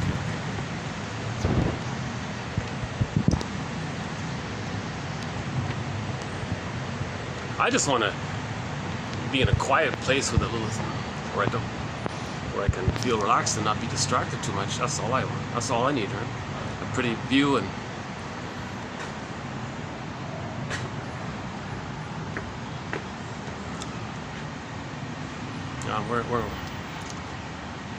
So let's say the baby is able to advance out of the paranoid schizoid mode. At 4 to 5 months, when he starts to differentiate, that's called the depressive position. So that's development. Margaret Mahler's theory about development. He's going to enter into, Melanie Klein's theory about development. He's going to enter into the depressive position. The depressive position means now the baby gets the idea that the mother's both loving and frustrating, and he's okay. It's depressing. What? Mother's good and sometimes hurting me? Oh, what a disappointment. She's not a goddess, and I can forget the fact that she's a demon. Oh, that's depressing. It was so easy before. Okay, well, that's the reality. Well, I guess I can handle it. And that's more realistic. Oh, okay, that's the depressive position. And that means if he gets too angry at the one he loves, oh, sorry, Mom, yeah, I forgot you're one person here. See, when it's splitting, he doesn't care. See, in the splitting mode, they don't care about either or, because back to the goddess and demon in the splitting mode. If someone projects the boogeyman image, a symbol for their own rage, onto others, why would they care about what happens if they think in their fantasy the other person is hurting them?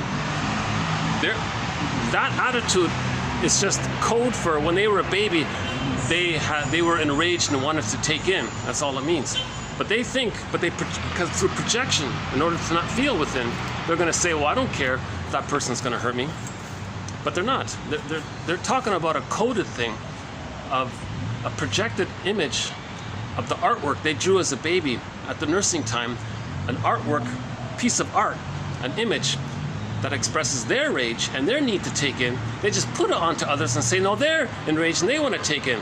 So if they think that, then they think, well, why should I worry about them if they're going to try to hurt me? No, they're not trying to hurt you. That's the paranoid part. So the paranoid schizoid mode of experiencing is a sign of severe trauma. So let's go back to normal development. The child starts to see the two sides, gets that the mother is complex, three-dimensional, not perfect, human, trying her best. She's all right. She's a little confused. Relationships there. She was mostly loving and frustrating. Child can start to see the two sides. Now he's starting to differentiate. That's called the depressive position. Some people in the books there, some people say that's the whole purpose of therapy, to get people to resume development. Lift the anchor on the arrested development, the stunted development, the derailment of development. Okay? Face this attachment trauma, this relational trauma. Okay? And then to get to that point, you got to feel safe in the talking cure process. And then when you start to accept the truth will set you free. And that feeling, that emotionality around that leads to the differentiation.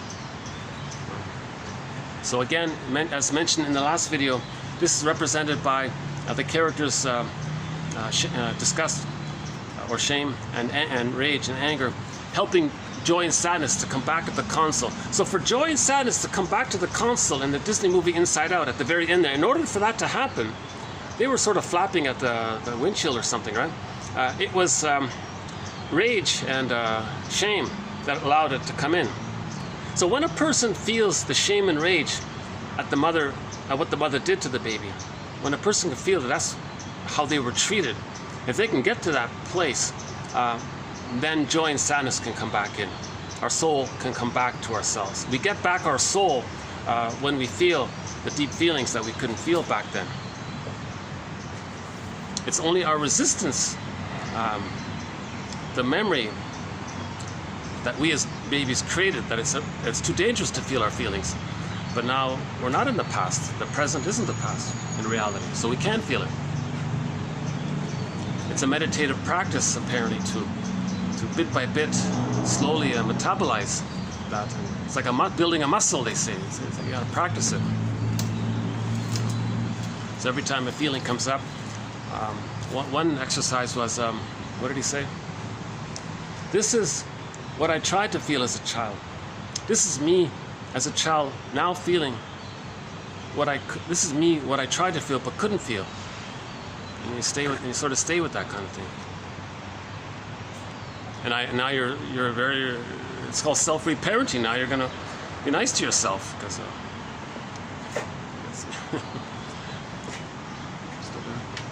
oh, hold on, let's check. If he's gone, I can go back.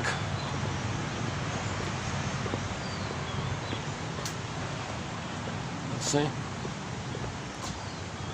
Oh no, he's still there.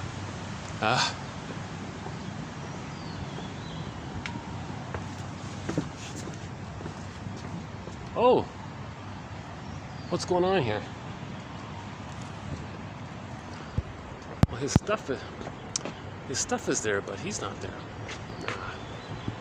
Forget it. Okay. Maybe just went to the.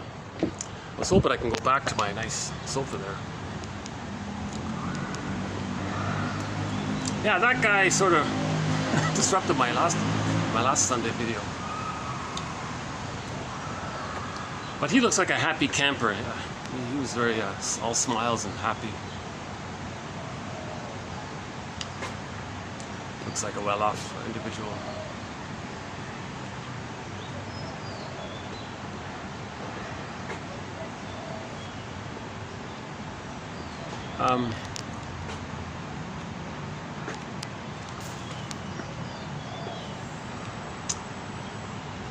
At least emotionally well off. He seemed kind of radiant and smiling, and he seemed to be in a good mood all the time.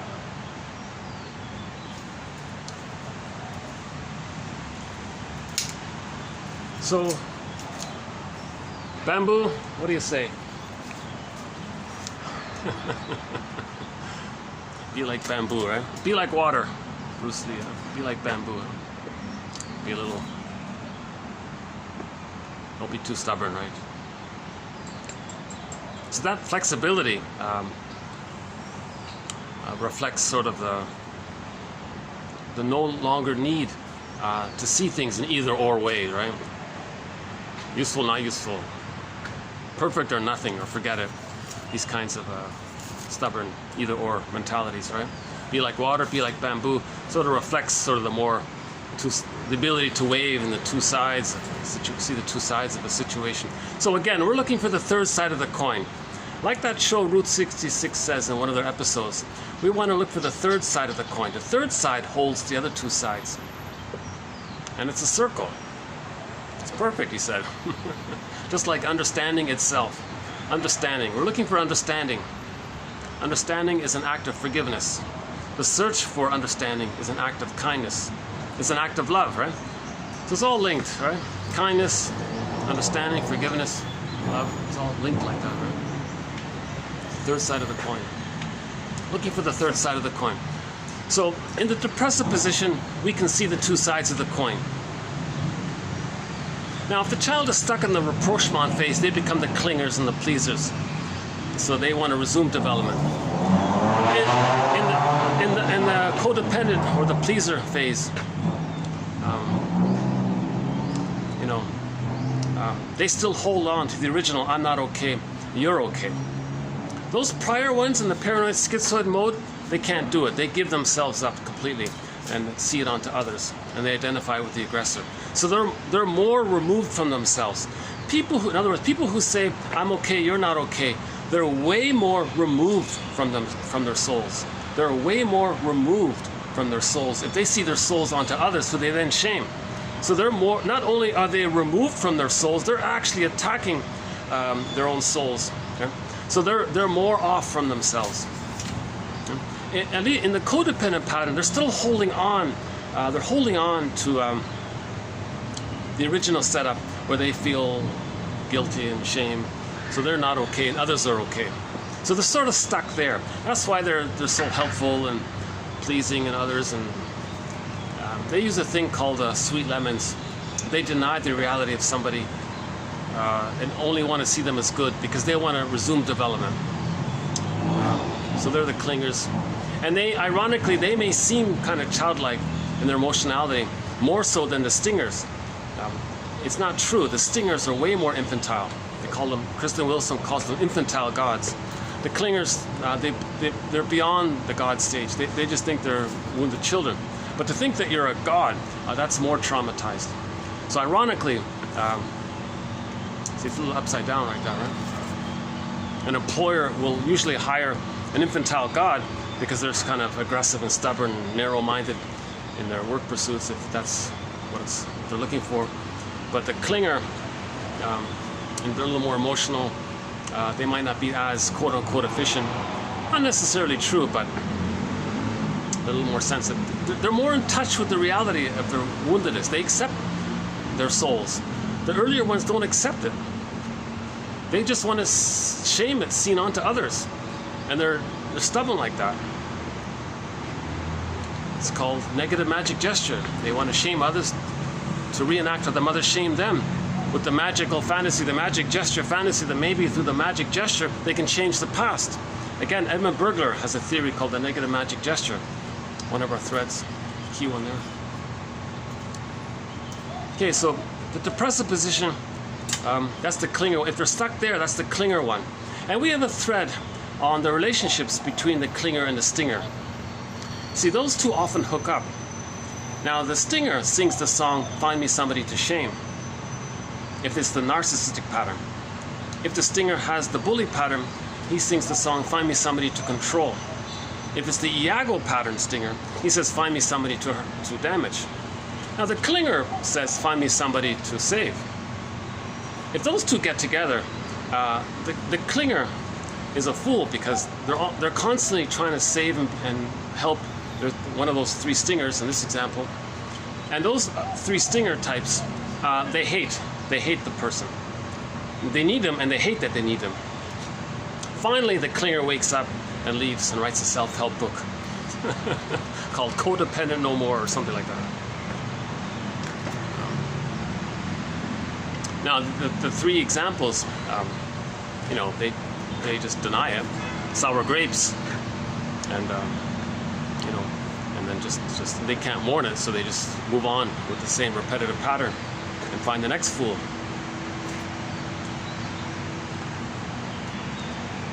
So let's say a person does get their rapprochement needs met. Then at roughly between 30 and 36 months, they've pretty much differentiated. Klein says nobody fully ever perfectly differentiates, but they've pretty much reached the place of the so-called, what Margaret Mahler is calling the psychological birth. She calls it, you have enough positive memories within. An amalgamation of these positive memories, the jargon is object constancy, or the internalized good object, or the holding interject. It means in your psychic structure, you have a constant batch of memories that compose some wiring in your brain that always lets you feel connected to yourself, loved, safe, basic trust. Your identity's there, you're seen. Okay, that's the object constancy, or the internalized good object, or the holding interject, or some other phrases for it, I think. Forgive psychology for its jargon, just forgive it, Robert Bly says. Well, that guy's confusing me because he left his stuff all around, but he himself is not in the pool. Maybe, okay, what I can do is I can go back to the sofa, and when he makes a reappearance, then I can come back here. how are we doing? I do want to get to today's quotes. We've only got an hour left. Okay, now why don't we start to do it into today's quotes. So my 2-hour introduction here is sort of a ballpark summary of Melanie Klein's theory about the positions. Okay, we want to move out of the paranoid schizoid mode into the depressive mode. Now everybody can regress temporarily to the paranoid schizoid under stress. Some people are just stuck there, they're always there.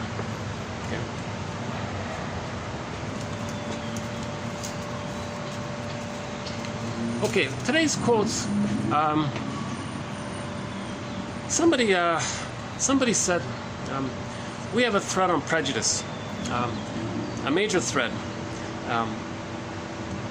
There's a sub-thread related to this major thread on prejudice called the sociological factors that contribute to prejudice. On that sub-sociological thread, we have several points on it. Religion, the plunder system, propaganda, the educational system, logical fallacies, and a couple of others. So I'm not going to attempt to do all those points, but on that sub-thread related to the plunder system was the repetition compulsion of not getting our placenta needs met, or getting our needs for soothing met by the mother. So in the womb, the child had waste. If the cords are removed and the placenta metabolizes, if that cord is removed prematurely, there's a feeling of, where's the placenta? I didn't get my placenta needs met. I didn't get that processing complete met. Repetition compulsion, you supply a placenta. People emotionally will relate to the earth like it's the placenta. Well, they dump 10 billion tons of plastic into the ocean. Oh, it can handle it. Okay, they're emotionally operating to communicate that the placenta actually could have handled it, but they didn't get it completely met because the cord was removed prematurely. Again, the cord should stay.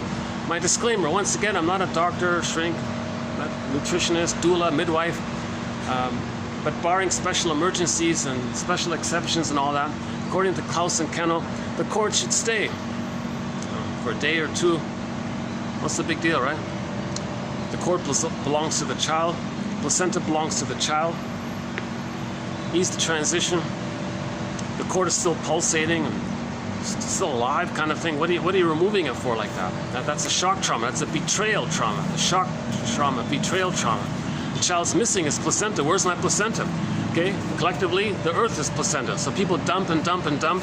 The earth can metabolize it. Okay, so this action is a magic gesture that if we keep dumping, that every time we dump, we can change the past and get back our placenta needs met and have the memory of the placenta metabolizing things properly.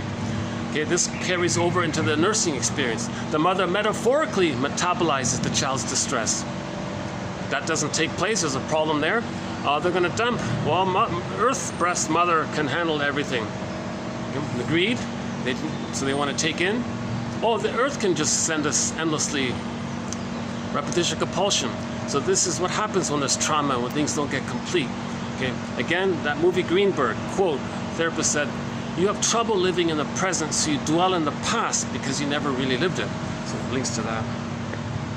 So this quote about the plastic, it's a follow-up. So today's quotes is sort of a follow-up to that point that somebody said recently that there are 10 billion tons of plastic in the ocean. So I came across one guy who, to my surprise, makes some psychological references to pollution. Very rare. I only know Kristen Wilson making some psychological references to the plunder system. This guy here, he's not really deeply into it, but he did make some general psychological references to the waste thing. He doesn't talk about the phantom placenta like Lloyd DeMaz does, but he did make some psychological points related to the plastic issue. And he made a documentary called Albatross, and he's famous for, he went to what's it called, midpoint or something, somewhere in the middle of the ocean. There's an island where the albatross likes to hang out, sort of their home there. He visited, and they're all dead because they swallowed all this plastic. And he opened up the belly of one of them, and you can see the poor bird's belly was filled with plastic. And you can see the birds choking on the plastic, and all these birds are dying because they're getting stuck on the plastic. So it's a very sad documentary. So it seems he was a little famous for it. I just saw a clip of it, but so this guy gives some lectures and TED Talks and all that. So at least I want to include his some of things that he said in an interview he gave, where he made some psychological references. So that's my focus. I want to understand psychology. I'm not going on a soapbox on sociological issues. If we heal our inner life, we'll be in a better place to then deal with outer issues, right? So let's heal the inner. Heal the man, repair the man. That's the stuff. Oh, hang on. Hey, the stuff is gone. All right. Okay, I can come back here. Oh, what a relief. Okay.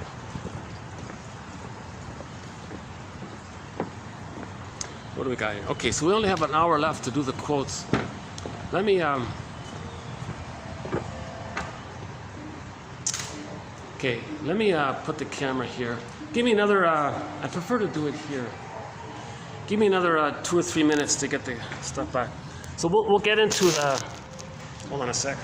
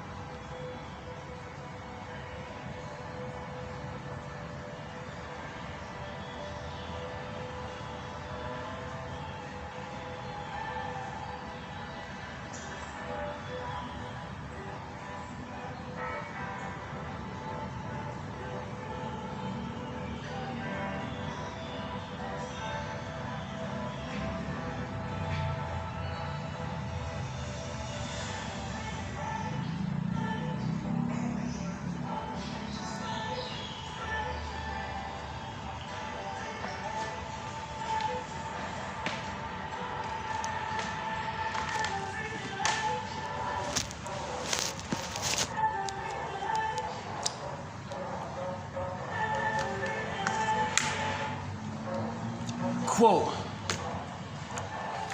from the documentary. Somebody said, "That could be my plastic bottle cap inside that bird," unquote. There is something personal and relatable about it. I think of plastic as low-hanging fruit, easy to grab, and in that way it can serve as an entry-level activism issue that helps people become environmentally aware. So he went on a bit of a rant saying, yes, it's helpful to focus on the plastic issue, but there's more to it. But if you only think it's just about plastic, sometimes people do it as a safe thing, ignoring, or it's an entry level. It can lead to other. They're talking about more bigger things. Like, why are we dumping the plastic there? Plastic behaves in the ocean the way smoke behaves in the atmosphere, spreading out more or less evenly over time, and it doesn't all float right on the surface. Someone said, he said also the cigar, I didn't know this, the cigar butts, they're made from plastic, and they're not, and they're forever chemicals. They never process. It takes 1 billion years to process or whatever, I don't know. If we can make it down through all of the other layers and reach the level of our sadness for what is being lost and really feel it. See, we're destroying the planet, right? The envy, because if people have envy, they want to see things damaged. To stay loyal to the mother, they feel safe that way. Oh, wait a minute. Reality check here. The earth is our home, right? So if we can make it down through all of the other layers and reach the level of our sadness for what is being lost and really feel it, then the doorway opens us to love. Well, that's the name of the interview. Grief is the doorway to love. I think it's a play on Robert Bly. Robert Bly says this a lot. He says, grief is the doorway to feelings. So I think he's tipping his hat off to Robert Bly. He says, grief is the doorway to love. And we arrive home when we reach our feelings of grief and love. Oh, this annoying song. That is something we can achieve collectively. And then we would be in a completely different space to talk about solutions. If we all reach our heart, then we're in a different space to talk about solutions. If you're not in your body, you're not making sense. Literally, says Kristen Wilson. Oh, this annoying song. Oh, they're still doing their yoga routine. When somebody asks, quote, what one thing can I do? If they could become one level more aware, they might see that immediately before they asked that question, they were feeling something, perhaps a pang of fear of some kind that produced anxiety as they sat there in the audience. They didn't like that feeling and they unconsciously wanted it to go away, and that manifested as an impulse to ask for a reply to calm them back down, seeking a solution not to the environmental problem being discussed, but to their own feelings of discomfort. The whole conversation about personal solutions can function as a collective trance induction, enabling us to stay in denial together. Underneath is a set of uncomfortable feelings that we continue enabling each other to avoid feeling.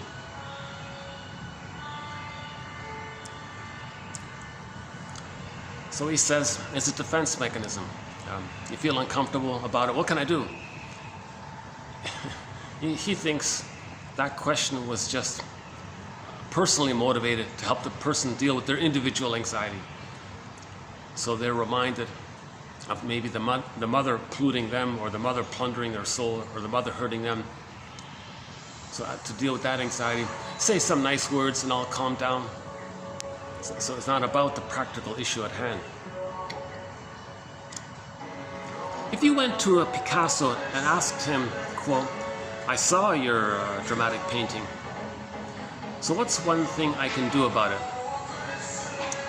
You would probably be met with fill in the blank, however Picasso would have responded. He would never hand out a list of action items along with his paintings. That's his theory. Art is more helpful than telling people what to do. Oh yeah, his example in the interview was, imagine a kid doing something wrong. The parent scolds him. He hides in the corner, crouched over. The parent is shouting at him and he's afraid. He says that's what the environmental thing is doing, just scaring people, and we're all a little afraid. He's trying to say it's not that helpful. A lot of this environmental ranting is not that helpful. It's just scaring people. He calls it false urgency, something like that. We have time to slow down and gather ourselves, summon our wisdom, and reconnect with what our hearts feel. There is time to grieve what is being lost.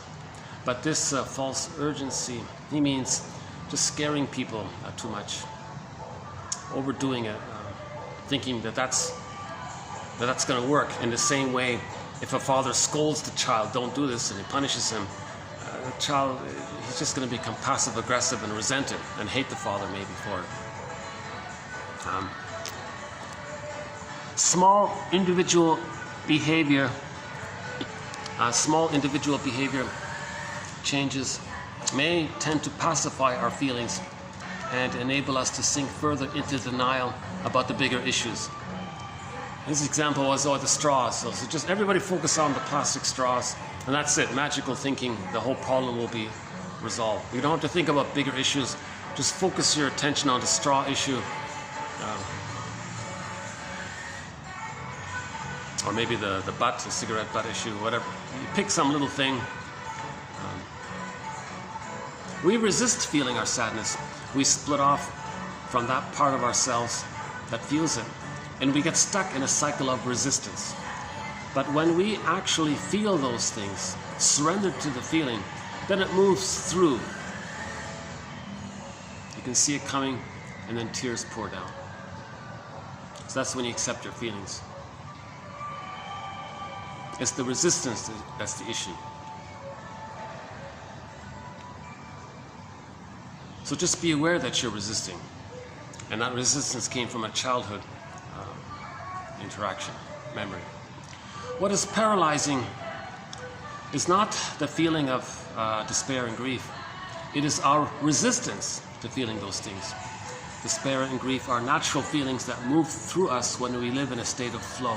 For example, my pet, my dog, doesn't have the capacity to get stuck in a feeling. When my dog is scared or sad or feels sorry, it's like a wave that goes through him. There's some barking or crying or some other expression, and then he's on the other side. So the dog might feel angry for a while, then he's calm again. Might be sad for a while, then he's okay again. But humans kind of might get stuck in one of those feelings, stuck in the anger, stuck in the sad.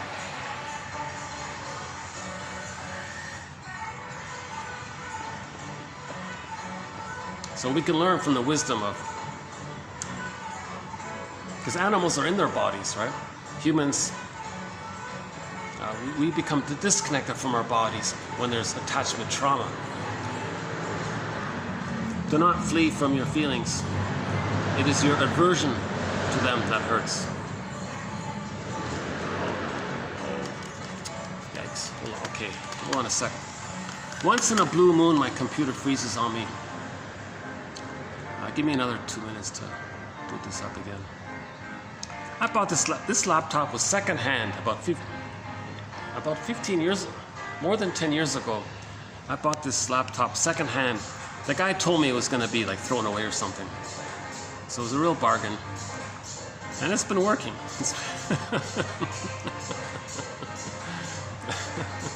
Hold on a sec. It's a great computer.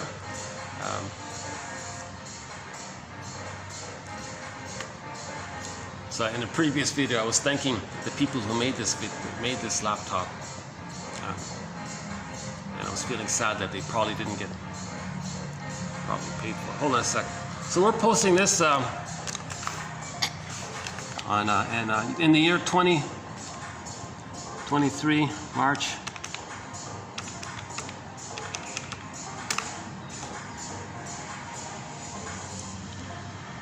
So we're back. All right.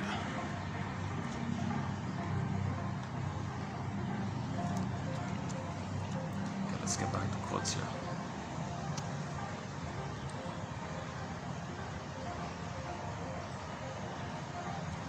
Okay, next one here. The reason I feel so much for these birds, because I love them. And the true nature of grief was revealed.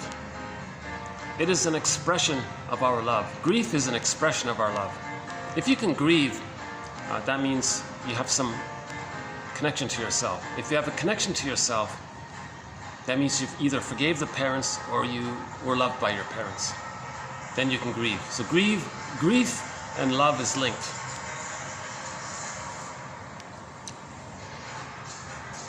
So grief is an expression of our love. grief can serve as a powerful doorway to love as well.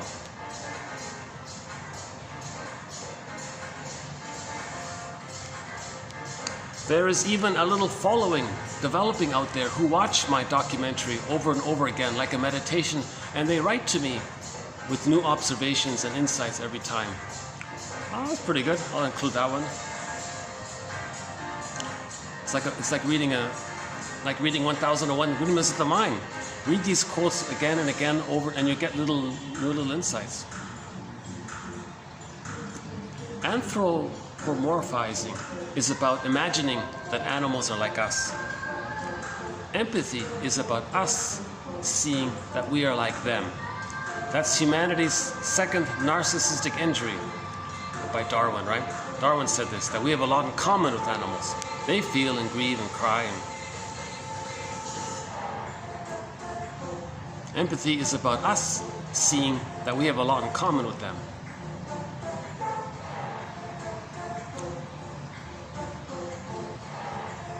He made an approximate comparison about the loss of a biodiversity.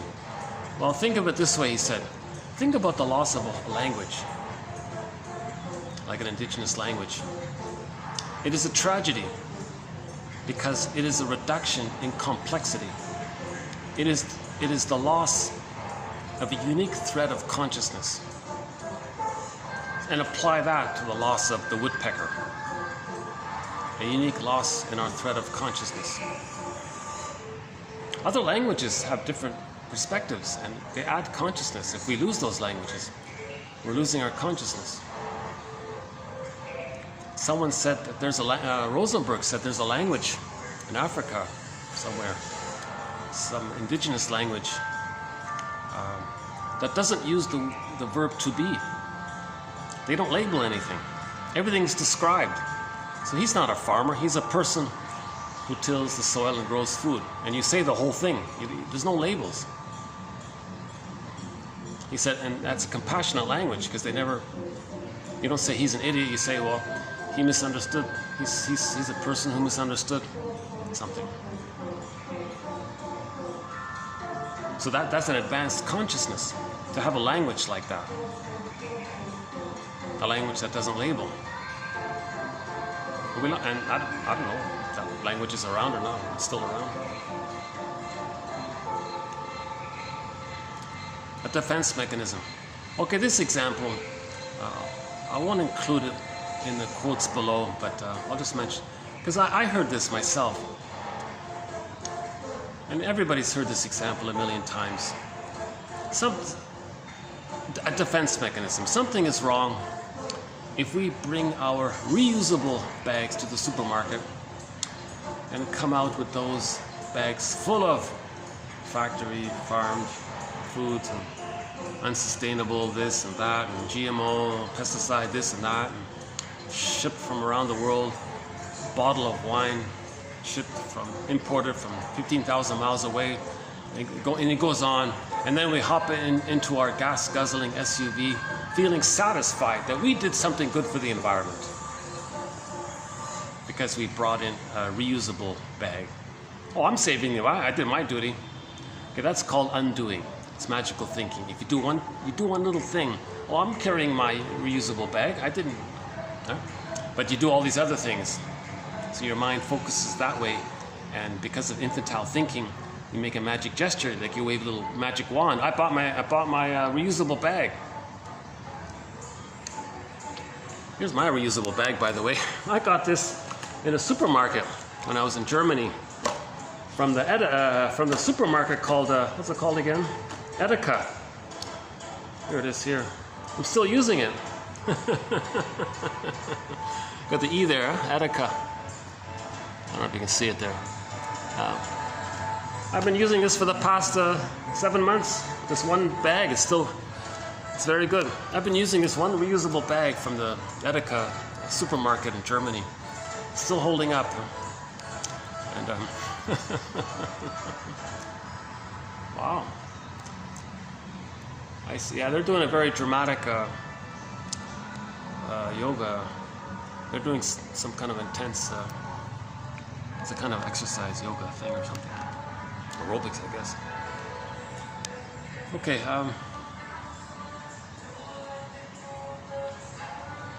Okay, that's it there from Chris Jordan, a guy named Chris Jordan. Don't know much about him.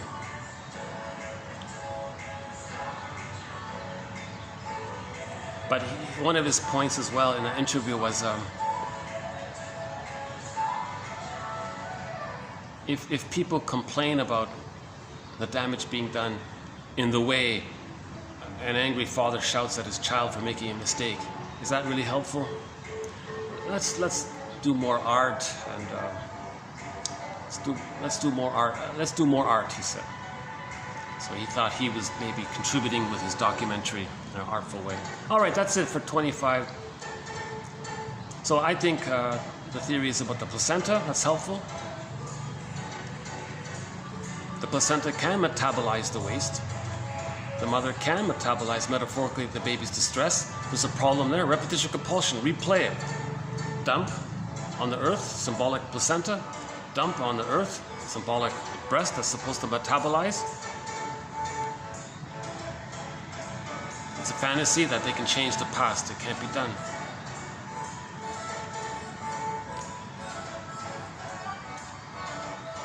So the short selling. So people are complaining about the short selling. In order to short sell, you have to have envy. Greed is not enough. If you're only greedy, that's not enough for the short selling. You gotta have, it's envy, you gotta have envy. The envy drives the greed. Greed is just a tool. Greed, it's not about greed. It's not about greed. Nothing you get can change the past. It's about staying loyal to the mother. But the mother means envy. So to stay loyal to the mother, hence safe, you got to be envious. So that fits in. That's created. That trauma was created to plunder. So we went from global village to global pillage 10,000 years ago. Another thread theory around that, which I won't do here. So, and then in order to pillage, you traumatize the children to create the prejudiced personality, the paranoid schizoid mode. This next quote, so 2540 is just sort of miscellaneous loose ones. One of them here, this is the first time I'm quoting somebody from like a politician or something, but I've never seen it before. So he said here, short selling, the plunder system, right? Pillaging, short selling, is two wolves and a small lamb voting on what to have for dinner. Liberty is a well-armed lamb contesting the vote.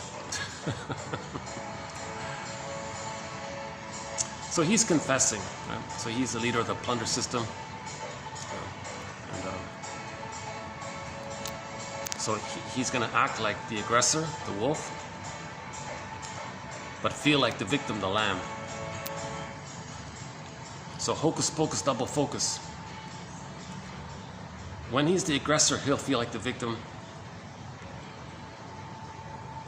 And since he feels like the victim, then he becomes the aggressor, not realizing that the aggressor is what the mother did to them.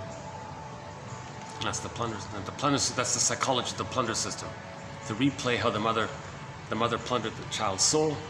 Mother didn't care. Mother objectified, thingified, used, exploited, shamed, didn't care, did all these awful things, shaming things. Baby identifies with the aggressor, sees his wounded innocence onto others. To stay loyal to the mother, they're gonna, and because when there's trauma, we repeat, okay, they're gonna do to others. Okay. So they're gonna plunder the stuff on the other side of the lake to reenact how the mother plundered their soul. They're not gonna care because the mother didn't care. Okay, they're gonna take advantage, exploit, because the mother took advantage and exploited them. Okay, so the plunder system is based on the repetition compulsion of what the mother did to the baby. So the plunder system is based on that, and it needs that. That's the psychology of the plunder system. And the person doing that feels safe because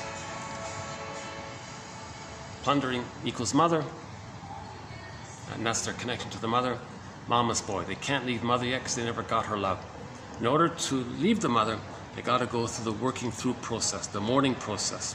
Okay, so we've got to forgive our mothers for this. It's not their fault. They tried their best. They would have done it. They were victims of the plunder, of the very plunder system that you're perpetuating. So that's part of that's one of the reasons why we include the plunder system, because it helps to offer some forgiveness to our mothers. Many women are victims of the plunder system. If a woman is a victim of the plunder system and they're frozen, they're going to repeat what happened to them. They're going to freeze their child to reenact how how they felt emotionally frozen by the interaction with their mother. To communicate what happened to them, they're going to do to their child to replay what happened to them with the fantasy that they can change the past. Repetition compulsion doesn't work like that. Repetition compulsion doesn't change the past. A person can have 20 lifetimes. It's not going to change the past. The only way to change the past is to witness it and see it. And grief, what he said here, grief is the doorway to love. But this Jordan guy, Chris Jordan, didn't really talk about psychoanalysis too much. He just gave some self-help ideas. But that's okay, we include self-help ideas. But he didn't go further. So he's not really that helpful. He's no better than your average self-help author. It's nice sounding, but then you shrug it off. Well, then what? So he's got to go a little deeper. Psychoanalysis has a public relations problem. We as analysts know this. Interesting comment. So a lot of people still think psychoanalysis is about blaming the mother. No. What is more kind than to understand? So should shrinks hire a PR firm? Probably not. Because chances are PR firms work for the plunder system. They don't want healing. And they don't want, okay, so probably not. It might be that the PR firms are behind discouraging psychoanalysis. I read somewhere that comic psychoanalysis had a hard time. Luckily, we still have the 4 issues preserved. darkhorsepublishing.com, type in psychoanalysis, buy the digitized copy. 3 years ago, they got preserved, they got digitized, roughly $20 to get the complete run of psychoanalysis. The best introduction of psychoanalysis is that comic. Oh my God, that comic, very valuable. Oh, in a short time, one can get an immediate felt understanding of what this whole psychoanalysis is about. Okay, it teaches repetition compulsion, unconscious guilt, family systems therapy, toxic masculine guy is in there, the overeating one is in there, the woman hater guy is in there, self-defeating behaviors in there, and a few other points. So they did 12 therapy sessions put into comic book format, easy to read, but yeah, you got to be careful. It's intelligent, and but it's fun. So you'll learn about psychoanalysis. Dream interpretation is in there. And this thing about being loyal to the rejecting mother, that's in there as well. I was surprised about that. This loyalty to the mother. And the way to be loyal to the mother is to do something self-defeating. That's in there as well. I thought this was a funny sentence. PR firms don't want bad PR.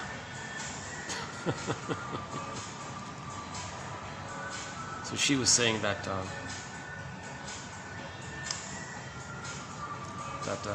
these PR, she was saying that these, sorry, who's saying it? Wait a second.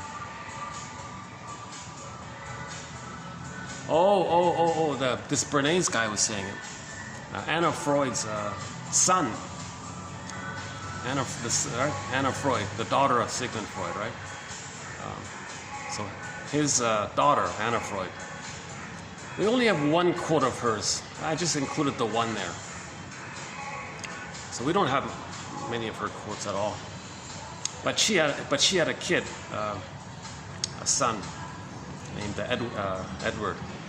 So she married some other guy.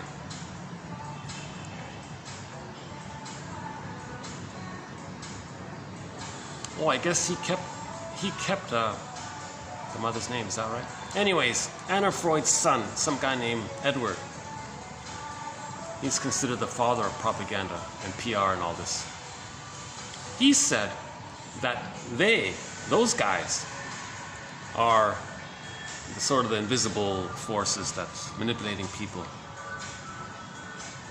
because they make sure that everything you read is to keep you dumb, kind of thing. But it directs you in a certain way, and it's cloudy. And if everybody has that rubber stamp in their minds, then they're all collectively, there's a rubber stamp in a certain direction.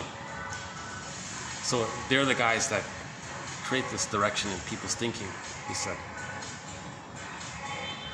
Now, in terms of selling stuff, he said that originally people didn't have a big breakfast.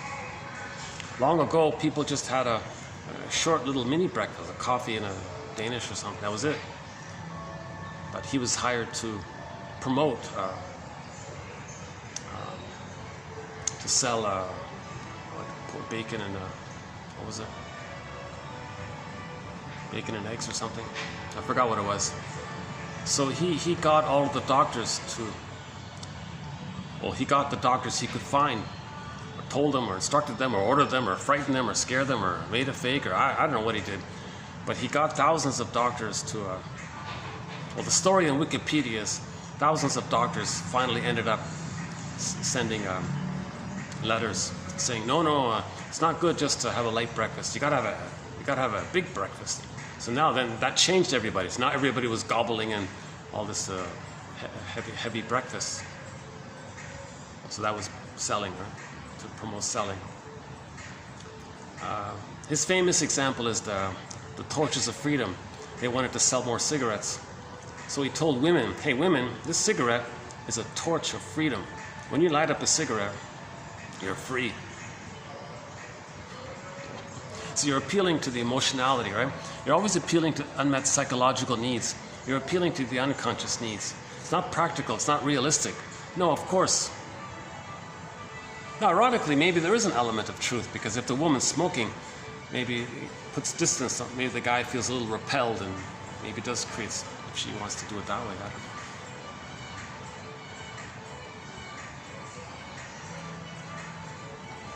So we don't have a thread on, this is my first mention of it here.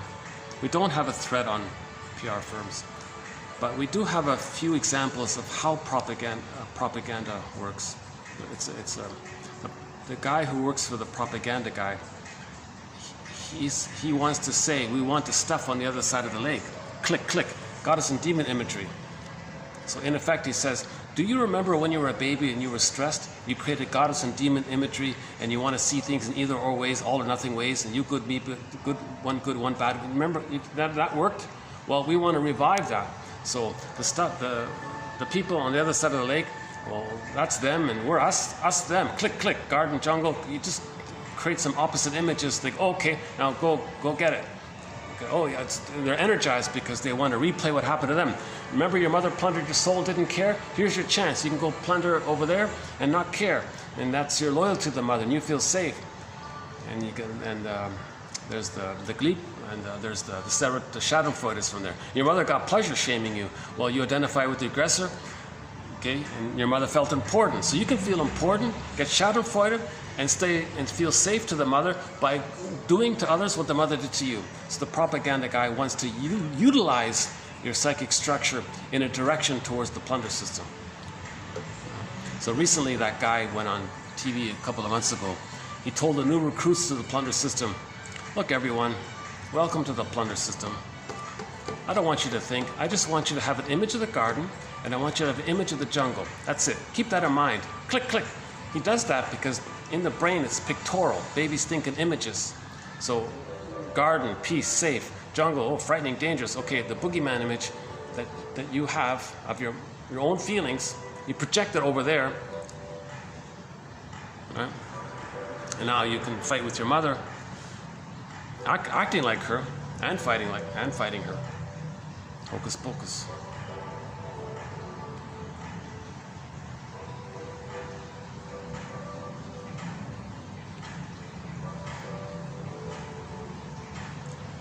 I'll have to update that one. I don't feel right about that one there. PR firms don't want bad PR. Oh yeah, he was saying that if somebody has a bad reputation, the Rockefeller guy, right? Everyone hated that guy, apparently. He was the most loathsome, repulsive creature around. He hired a PR firm, and they turned it around. Now everyone glorifies him, thinks he's so amazing. So the PR firm can turn things around like that, and they have these little tricks to do it. He talked about that. Just tell everybody that there's a library named after you. Ooh, wow, oh, a library. And ignore the 100 times the worst thing that you're doing. Just focus on the 1% little good thing that you're doing, and focus people's attention on that, and then just blow that up and ignore the other side. So you're using the goddess and demon imagery, right? Good and bad, right? So when the people have the paranoid schizoid mode of experiencing, they see things in either or ways, and it can flip. And the PR guy is utilizing this. If a man runs naked down the street proclaiming that he alone can save others from some impending doom, and if he wins a following, then he is a charismatic leader. A social relationship has come into being. If he doesn't win a following, he's simply a lunatic. The point is that leadership occurs not in the leader or even among the followers, but in the social and psychological interaction where leader and followers meet. People who seek leadership roles offer us a kind of psychological exchange. That's his point there, right? There's a collusion there.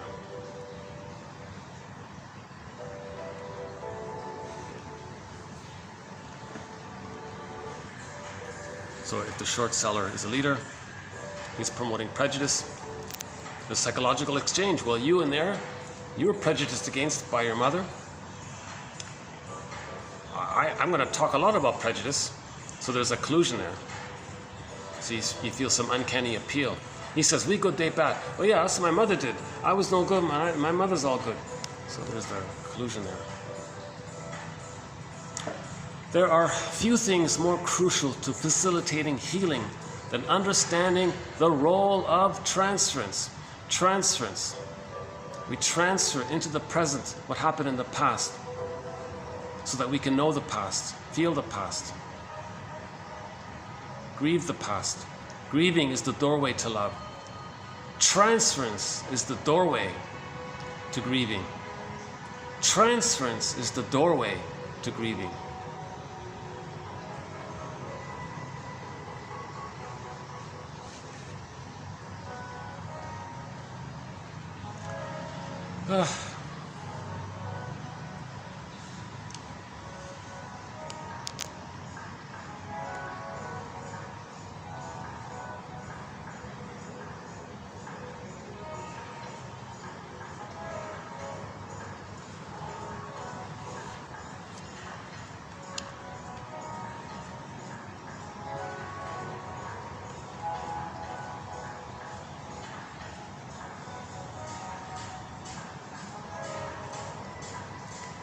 It would be a sign of evolution if a PR firm would promote psychoanalysis, would promote healing. Then we're healing collectively. We would be healing collectively if we could promote psychoanalysis. Psychoanalysis is one of the... Yes, it's muddled with a lot of jargon. It's muddled, it's a mess. And a lot of people added confusing, convoluted nonsense and bad translations to mess with people. So maybe PR firms were behind that, by the way. Who knows?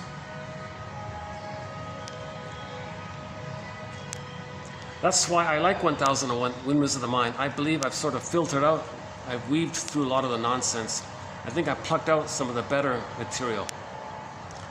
Again, to the best of my knowledge, this is still only the second time ever a collection of quotes from the psychoanalytic perspective, this second language, has ever been compiled. The first was done decades ago by Gregory Bauer in his book Wit and Wisdom in Dynamic Psychotherapy. To my mind, that's just a teaser for 1001 Windmills of the Mind. 1001 Windmills of the Mind, all in, has almost 10,000 quotes. On the YouTube channel, we now have 2,540 quotes, but they cover maybe 6,000 or 7,000. And in the honorable mention pile, there's another 2,000 or 3,000 quotes. So if somebody's interested in this second language, if they want to learn the psychoanalytic perspective, repetition, compulsion, transference, negative magic gesture, identification with the aggressor, Margaret Muller's theory about the psychological birth, Melanie Klein's theory about the positions, emotional eating, interpretations of myths and fairy tales, unconscious guilt, unconscious shame, shame and guilt are threads, envy, greed are threads. 55 threads. The most recent new thread added to the collection is passive aggressiveness, or passive hostility. That's an interesting, that's an important one, I think. The website is www.buymeacoffee or buymeacookie. Sorry, the website is buymeacoffee.com/psychoanalysis. So for the price of a cookie,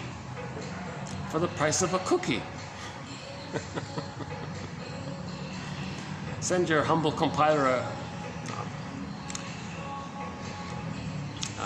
it's a great deal.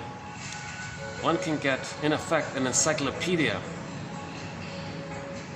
of soul repair from the psychoanalytic perspective.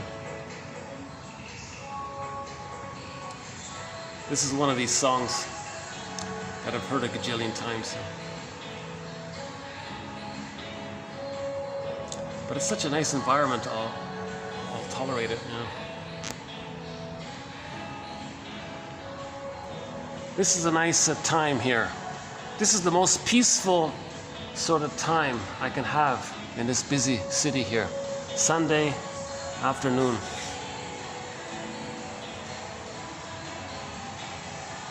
And there doesn't seem to be a function here tonight, so that's nice.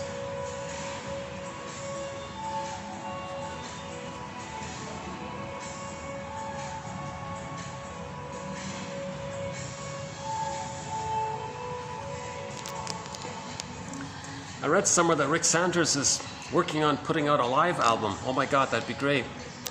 One of our musical voices, Rick Sanders. We played Mistreating Heart yesterday in the last video. Okay, we've got about 15 minutes left here.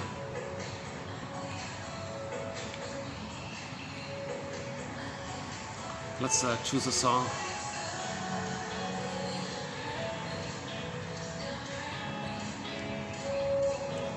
Here's a song called Na Lu Li Rama. It's Inaktitak, sung by Beatrice Deer. It's a live song.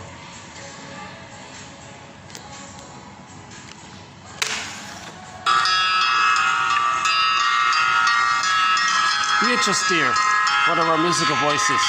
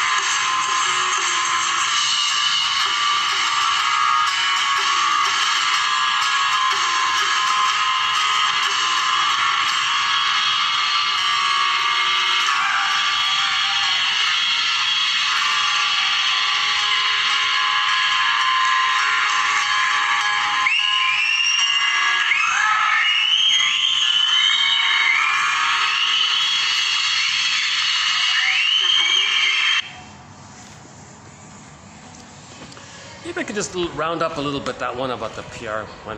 So her article there is a part of it, but I thought maybe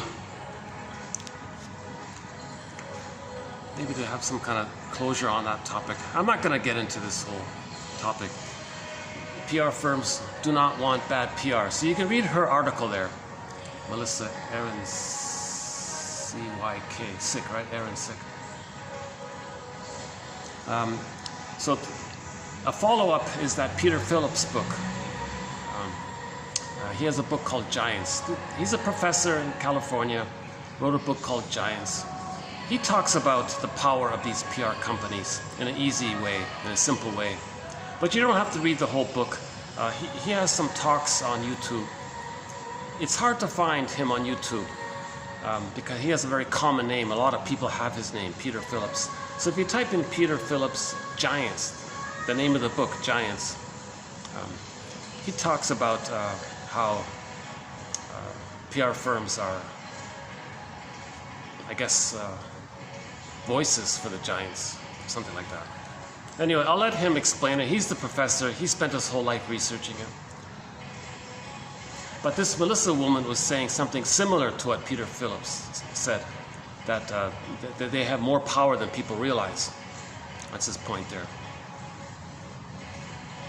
And Peter Phillips made the point that maybe some people actually turn to them and need them more than, like the Rockefeller guy. He was begging the PR company, please make people like me.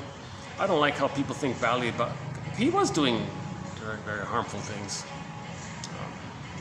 He was sort of a poster boy of whatever.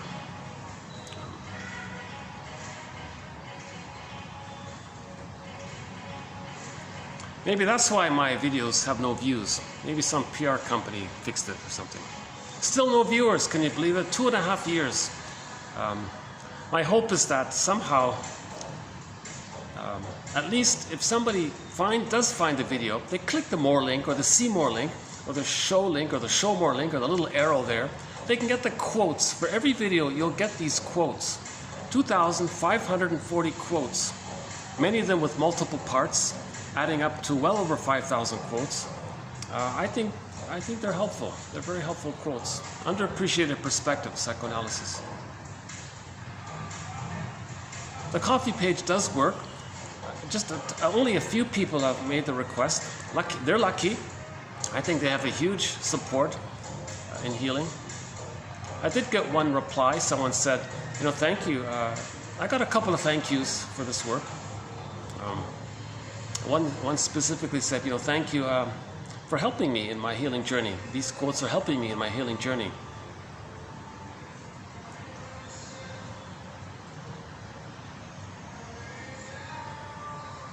I think I've saved the reader a lot of labor. I think I've saved people a lot of. I just keep skimming and scamming. Oh, there's a good one. Let's get that out there. Now keep Robert Bly's advice in mind. 30% of what you read, see, hear is wrong. It's up to you to figure out which 30%. These are all ballpark approximations, brainstorming ideas, questions, hypotheses, invitations for mutual exploration.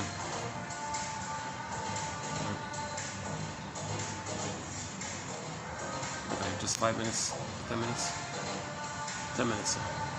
I've got about 3 hours on the video here.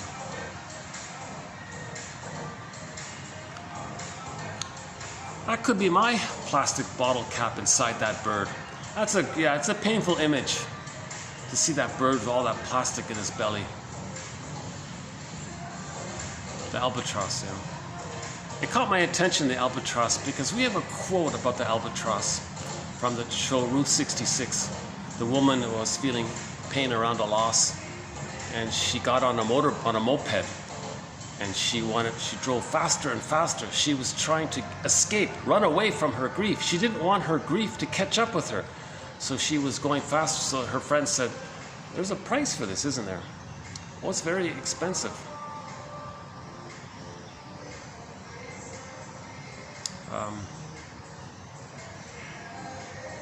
It's a pound of albatross, she said. It's expensive. How much is a pound of albatross? Oh, I forgot the wording. Look up Route 66 on our channel, you'll find it.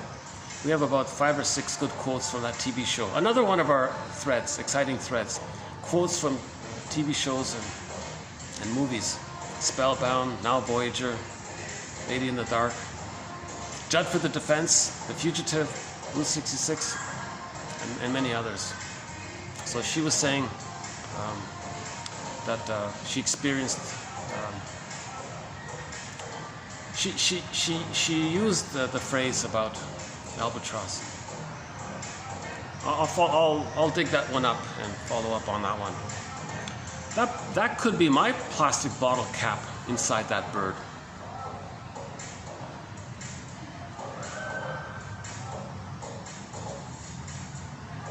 $10 billion tons of plastic in the ocean. I didn't really fully realize that. I thought it was recycled. They said it's just dumped in the ocean. And someone said, reality check. If you keep that up, there'll be no marine life. Okay. So the psychotic part of the personality is reacting to not getting the experience of the placenta fully and the mother metabolizing them. So repetition compulsion, they see the phantom placenta, the phantom breast on the earth, dump their waste endlessly, and still want the goodness to come in. But the greed is the repetition compulsion. The waste is the repetition compulsion. Underneath is the envy, because they don't want to accept anything goodness. So the envy is the driver of it. We've got to heal this envy. Now people are devoted to envy, because envy means mother, and they're devoted to their mothers.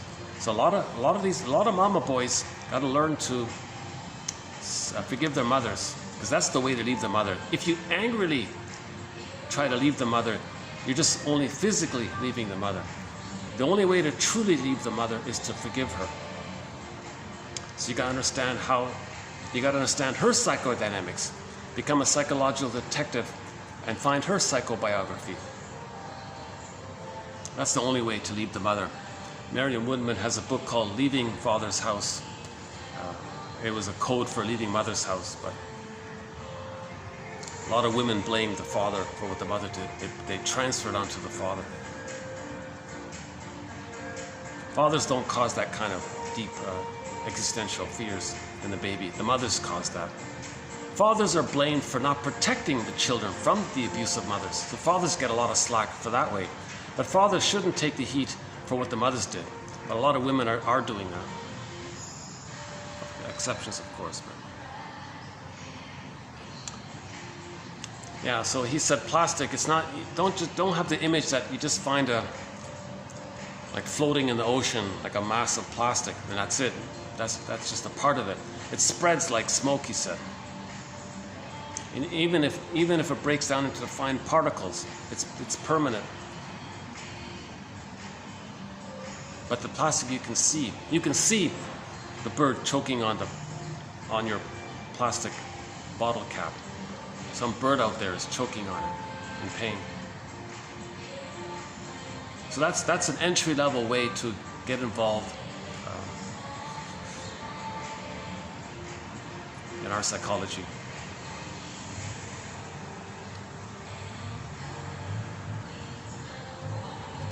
Then we would be in a completely different space to talk about solutions. If we can grieve, differentiate from that place, then we can talk about solutions. If you're in a paranoid schizoid mode, you're not talking about solutions. You're just damaging further. Blind repetition compulsion. That's not a solution. More of the same. So Einstein's famous quote, you can't solve the problem at the level that caused it. The level that caused it is the paranoid schizoid mode. The new level is the depressive mode. The depressive mode can heal. Not more of the paranoid mode.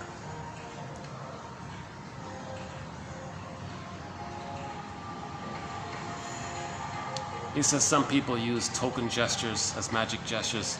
That's called undoing. It's a defense mechanism, right? He talks a lot about that. Don't ask an artist, oh, I saw your painting, what do you want me to do now?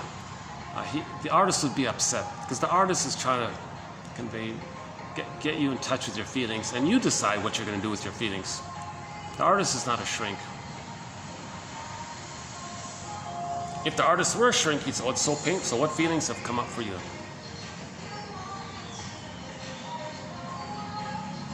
Relate those feelings to the interaction in the nursery. Small, okay. So he's psychologically minded here when he says we resist feeling our sadness. We split off from that part of ourselves that feels it. The part of us that feels sadness, we compartmentalize it. That's the trauma. It goes into the bag. The part of us that feels goes into the bag. Robert Bly's metaphor of the bag, and we want to get it back, right? And then we get stuck in a cycle of resistance. Keep it in the bag. I don't want to feel. Resistance. I don't want to feel. Healing is we got to get it back. Our self is in there. We want to get back our self. We're in there. Our wounded inner child of the past is in pain. We want to get back our soul.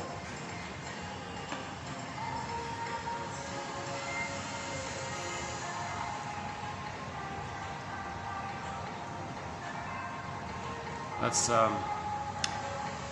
reconnect with what our hearts feel.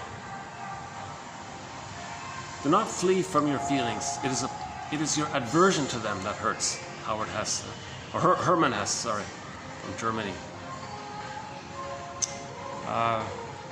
Actually, I saw his statue. There's a statue of Hermann Hesse. I took a selfie with Hermann Hesse. He's a big hero. And why don't we have more statues of poets? And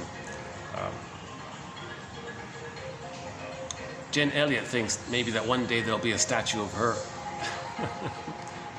She's been very helpful, Jen Elliott, in our thread on prejudice. Her sweatshirt has a quote on it. A prejudice is a commitment to ignorance. So we can modify it. Prejudice is a commitment to you still thinking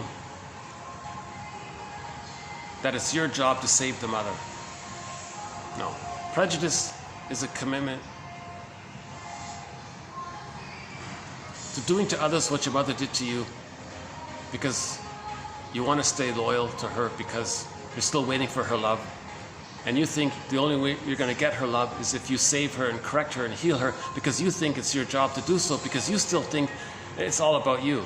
No, the mother's a separate person, you're a separate person.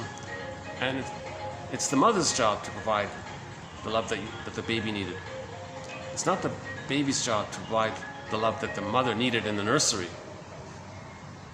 Okay, I got to work on that one. I like the language one. The loss of language is it's a tragedy because it is a reduction in complexity. We need the complexity.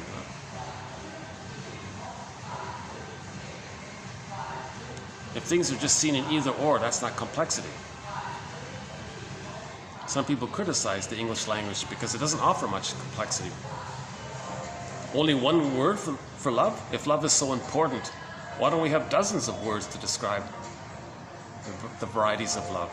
Transference love, at least include that one. Transference love, at least make it clear that a lot of people are not loving. It's transference love. The song Love Hurts? No, transference love hurts. The song Love Sick? No, transference love sick. Rick Sanchez's song. Love leads to madness? No, transference love.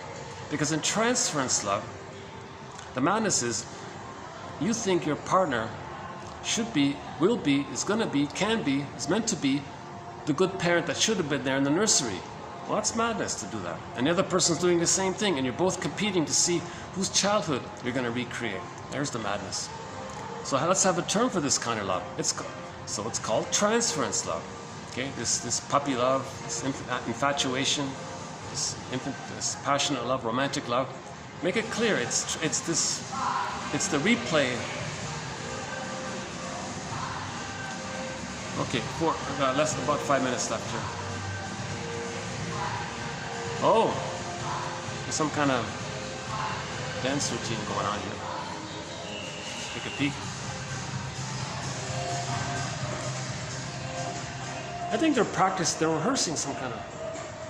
Oh, she's not coming. Okay. So that yoga team, they're doing some kind of dance. It wasn't yoga after all, it was some kind of dance kind of thing. Maybe. Okay, never mind.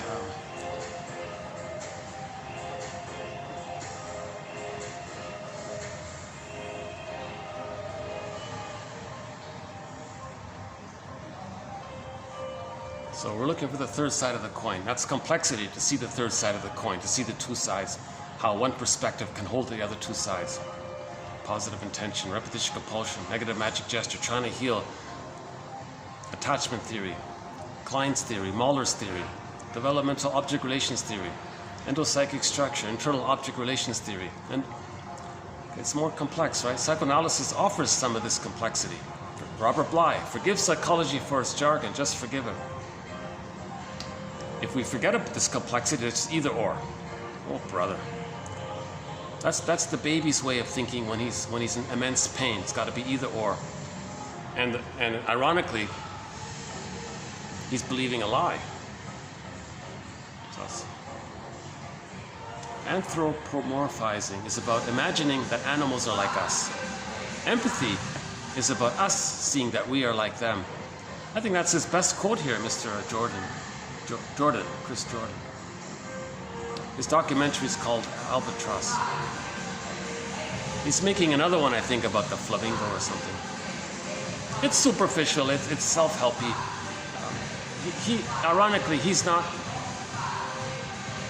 doing the very thing he's complaining about. Overall, he's just a preachy self-help kind of guy. So he's not really, it's a little better than the average self-help rant. A little, but not much. But he does focus on the need to feel. If we can feel, we're good. That's what Kristen Wilson was saying. Let's see if we can squeeze in Kristen. No, maybe not.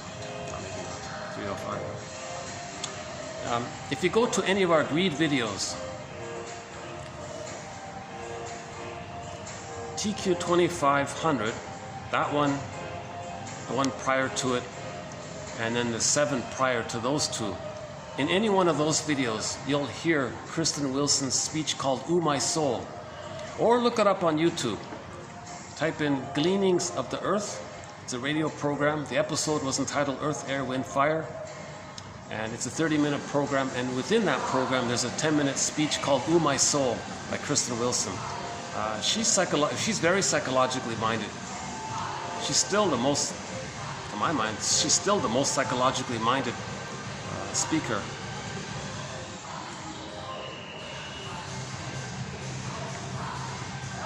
Oh, good timing, yeah. All this, sometimes the disco thumping, this techno thumping, sometimes they really blare it up here, my God.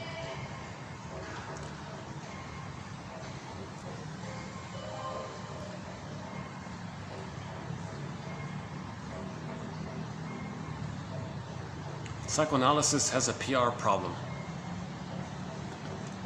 Get that comic. One of the suggestions that was made on behalf of 1001 Windmills of the Mind is to bring back that comic. We got to get we got to get someone to hire some shrinks to revive that comic. Get it back. 4 episodes a year. That's not bad. We need 4 of those every year. Better yet, 1 a month. Oh my God. Had that continued, had that comic continued, I'm confident there would have been an immense interest in psychoanalysis by now. Think about it, right? 1955, 45, 65, 75, 75, 78, is that right? 78 years missing. We lost 78 years worth of psychoanalysis comics. 78 years. Each year could have had, let's say, 10 episodes. There could have been 700 plus comics. Everybody should have on their bookshelf the 700 issues of psychoanalysis. We'd be a healed, feelingful people by now. Bring it back. Bring it back. Bring that comic psychoanalysis back.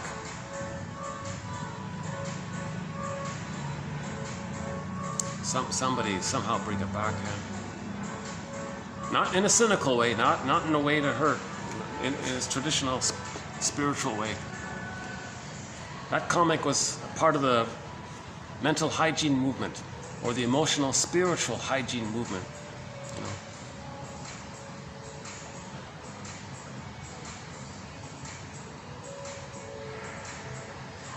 Some of these shows, you know, like they're kind of wrecking it a bit. In treatment, part of it was okay, and then they kind of crossed over, and they kind of made it ridiculous. That new one that's out, the couples, yeah, they made it ridiculous too, right? So there's a lot of these modern ones. They're co-opting it to. They're doing more harm than good. The comic, the original psychoanalysis, the true psychoanalysis, is more in that is preserved in that comic. Somebody had some foresight to save psychoanalysis. They put it in that comic. I didn't even know about it until a couple of years ago.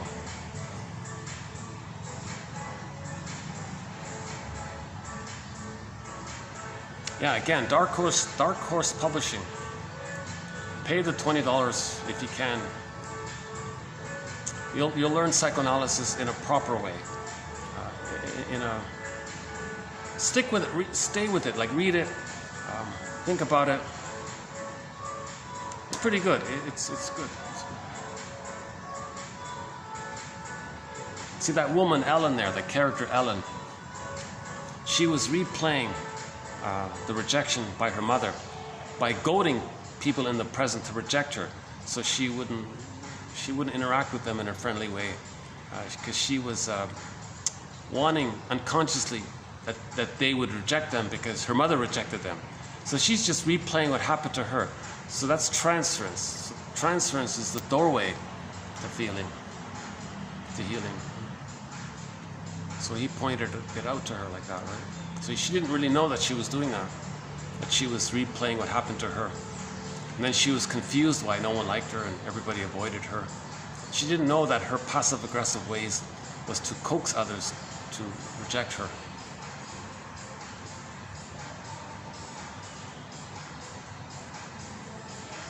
And one part of it was the only time she got attention is when she fell down or something. So she was kind of accident prone that way. But the main one is the third character there, about the toxic masculinity guy.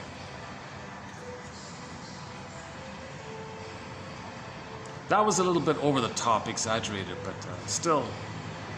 If you want to know the psychoanalysis of toxic masculinity, by the way, it's not just in men, it can be in women as well. Get that comic, yeah. The one about the young guy, the Freddy. It wasn't about him. He was the symptom of the arguing between the parents. Shrink said, "Kid, you go home. I got to treat the parents."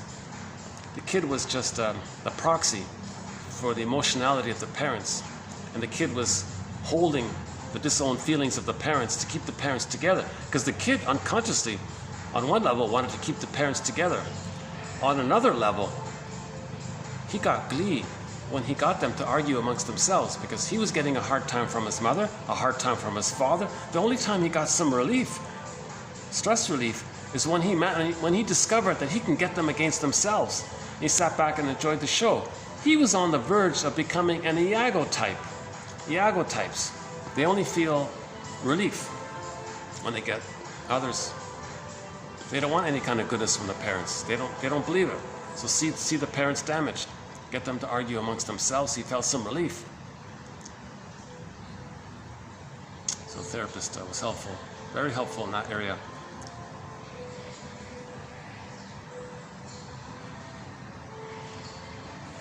Okay, whenever this video just suddenly cuts out, that'll be the end of the video. So thanks very much. This has been TQ 25, 39, and 40. 25, 39 was our second sort of reference to the link between the environmental issue and psychology. And 25, 40 was just sort of an assortment of quotes.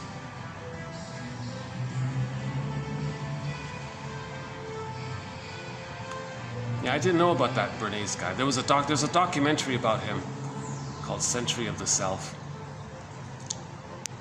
Obviously, it's not going to give PR a bad name. PR firms do not want bad PR. And notice you never hear much about PR firms, right? But she was saying here, they have more influence than people realize.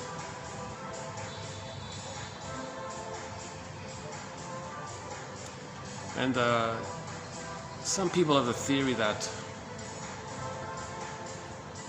if people see the world, quote unquote, it's either my envy or your envy. No, that's not true. Not everybody's envious. Not all babies are traumatized that severely. Some babies enter into the depressive position. They're the clingers. And there are some healthy types. So no, not everybody sees the world as in this kind of extreme either-or way. But the plunder system is based on that. The plunder system would be healed. Things would be better if we could heal this either-or thinking, all or nothing thinking. Right? Perfect or forget it kind of thinking. Useful, not useful kind of thinking. Either-or thinking. And the slogan is usually, looking out for number one, and all these toxic masculinity slogans. All of the slogans of the He-Man and the Macho Man. That's the enlarged amygdala mainly, right? A sign of trauma.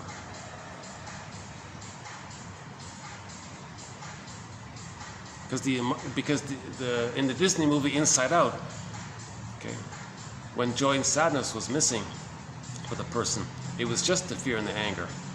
So that's toxic masculinity, and it can be either in men and women. And in the story in that movie, it was a woman, right? Riley was a girl, right? So it's not about this issue of toxic masculinity. It's not about it being in a man or a woman. Underneath toxic masculinity is wounded femininity, and everybody has wounded femininity. This wounded soul, wounded femininity is in men and women, and as a reaction on top of it is the toxic masculinity is an expression of the wounded femininity. So we want to heal the wounded feminine, the soul, and then our actions are proper. Our actions are distorted because our feelings are wounded. Anger is an expression of unmet needs. Another good self-help book, Marshall Rosenberg, on how to make an I statement. One of his main slogans is, anger is an expression of unmet needs. That's all it is.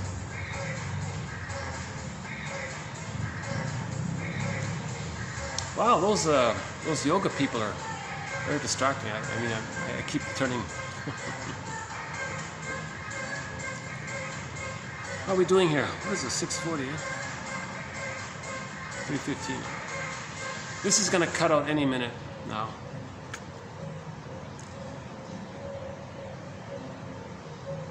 This video, today's quotes are a little bit of a divergence of my usual quotes. But my first 2 hours in this video, I try to offer some summary of Melanie Klein's theory about the positions. One of our key threads, Melanie Klein's theory about the position. Positions. Resolve splitting. See the two sides. Forgiveness can do that. See your parents as a person. Keep wounded people. Should we squeeze in another song?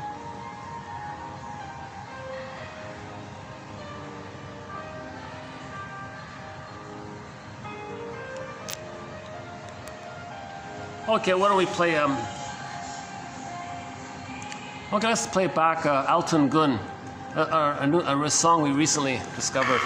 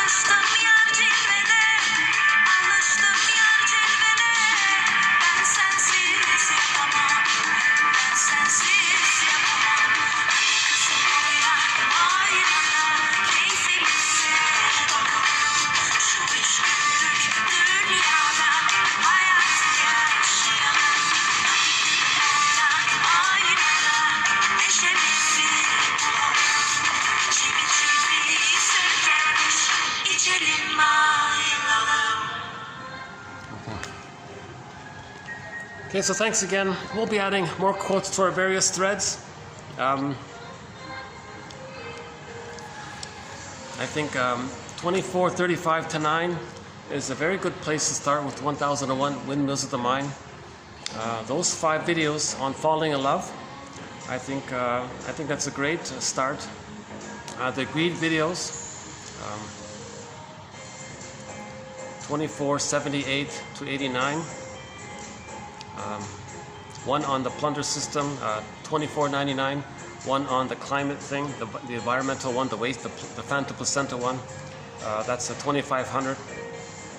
Passive aggressiveness, a new thread. 3 videos on there, mainly by a guy named Wetzler. If you type in his name in our search engine, you'll find him. Wetzler, Scott. That's a good one. And I'm surprised I'm still getting some recording here. Okay. Should we do a little night tour here? Night walk.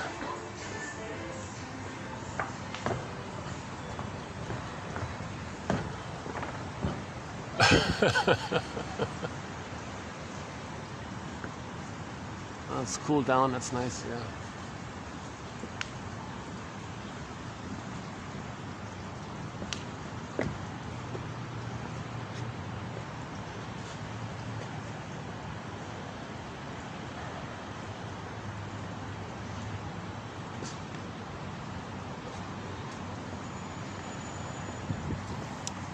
You can't really see me anyway. Okay, why don't I just hit the stop button here? Unless I can find some light somewhere.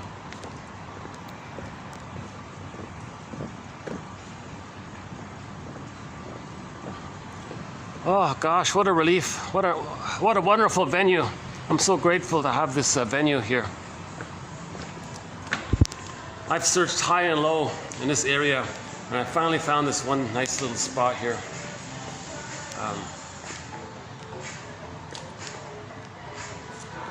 Any final thoughts here?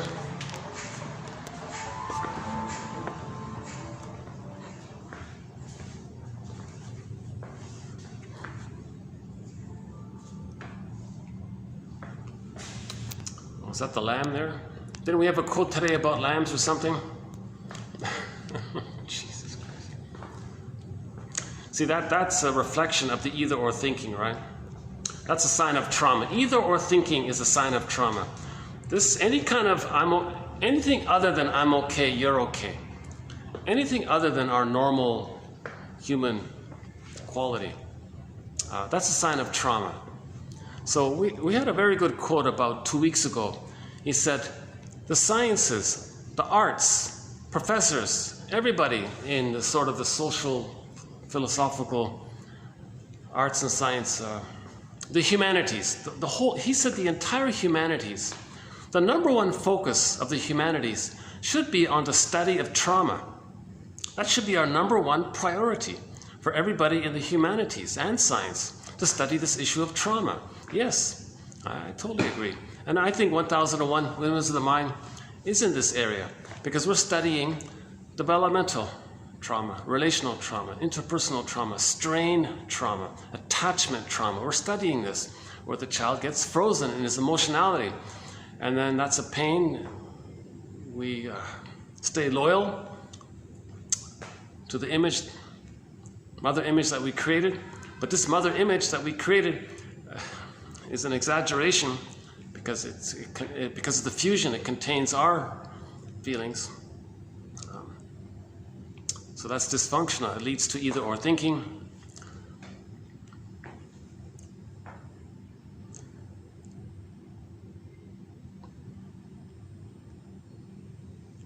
So I think what he said today, Mr. Jordan there, Chris Jordan, said not a bad thing. He echoed what Herman Hesse is saying. That's something we can learn from the Asian tradition, to stay with your feelings. There you are. And just think of that's you as a child. That's you as a baby in pain. That's you. That's what you're feeling. Aren't you going to treat yourself a little more kindly now? Now it's called self-reparenting. Now we're going to reparent ourselves, kind of thing. Do the best we can to accept ourselves. It's a practice. It's like it's an exercise. It's sort of like building a new muscle, I guess, in that sense. People sometimes working out at the gym is a defense against it. So ironically, they got the right sort of practice, the idea of discipline, but it's sort of an avoidance. It's a resistance to feeling. Some people might have discipline in the gym as a discipline in the terms of having more resistance against feeling, ironically, right?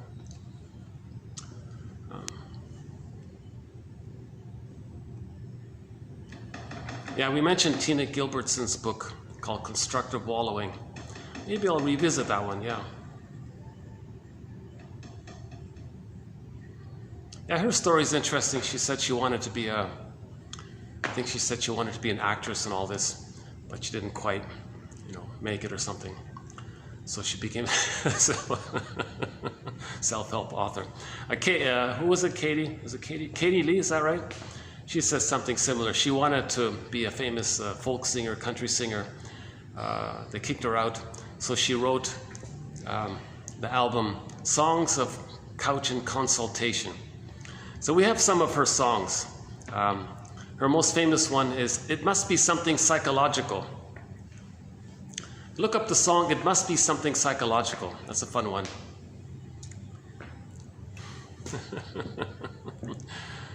I want you because you're unattainable. Because the mother was unattainable. So they're attracted to that. They're trying to master the trauma.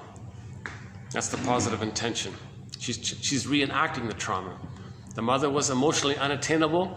She's only attracted to emotionally unattainable partners, men, right? So for her to know that the mother was emotionally unavailable, it must be something psychological. Must be something very mystical. It's a pretty good song, yeah. Some famous perfume company created an ad, and they played that song in the background, sort of a silly one. She also has a shrinker man. Oh, please, shrinker man, I don't want to do this work of healing. Forgiving my parents. Oh, come on, just give me one of your cut rate cures. Just say abracadabra and just heal my soul for me magically. Magical thinking. That's the infant who wants that, right? So no, there's no rescue fantasy like that. The shrink doesn't do that. The shrink doesn't say abracadabra. The shrink's interpretations are presented to help raise the awareness for the other person. The other person does the work. They have to be aware of it. If you say abracadabra, the client doesn't know what you mean by it. He provides an interpretation. Oh, I'm doing this just like I did that. I learned it then, and that's why I'm doing it like this. You have to make links. Because in trauma, the ability to link is broken. So you want to repair the ego, establish the ego, enhance the ego, strengthen the ego. So it's a two-person endeavor. Another song of hers, Katie Lee, was what's the other one? Shrinker Man. It must be something psychological. We have 3 of her songs on our soundtrack, in our playlist. Repressed Hostility Blues? No, not that one. Anyways, if you look up the album Songs of Couch and Consultation by Katie Lee, you'll find it there. She has a sequel as well. So between those 2 albums, we have 3 of the songs on our soundtrack. The 1001, Windmills of the Mind.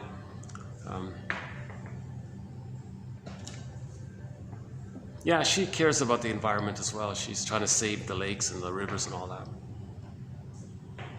It's interesting, right? When someone is young, they're kind of following the brainwashing to seek a fortune. And sometimes maybe it's good that it doesn't work for a person. They think, oh, well, I'm glad that didn't work. That's causing harm. Why don't we should heal, you know.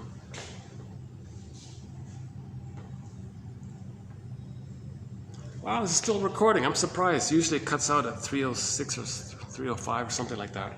I've got a very unpredictable phone, a grateful little phone. My God, I love this little phone. Sort of one of these sort of basic budget ones, but it's only have two gig of memory or something.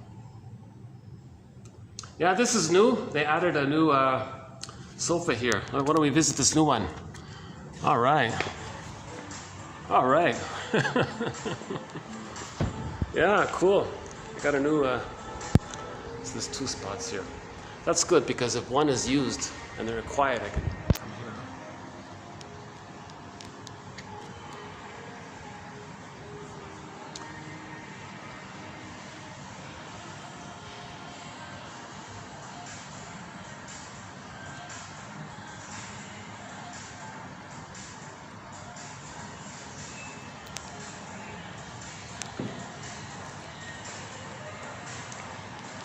Anything else? Katie Lee, music.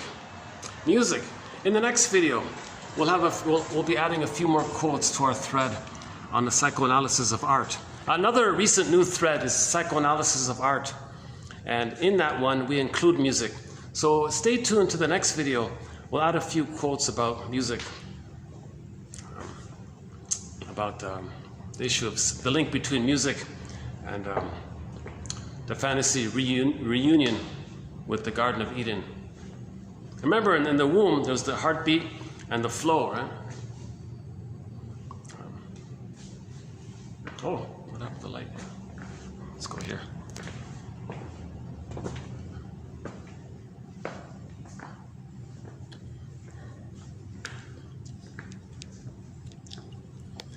Oh, I love Sundays. Oh, jeez.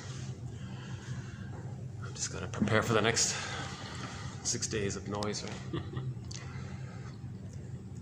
The next video we'll add a few. One from Rose Gilbert Rose has made some excellent. We have some excellent quotes on the psychoanalysis of art and music by Gilbert Rose. We're losing the light here. Hold on a second. How about here?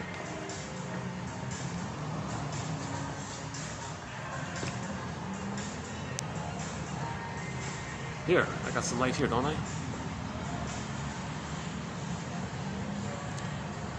Okay. What else? Actually, maybe there's some light over here. Yeah, I can see some light over here. Hold on a sec.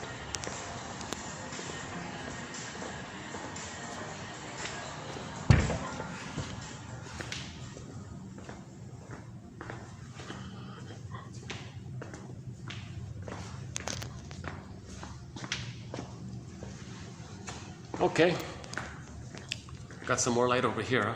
All right.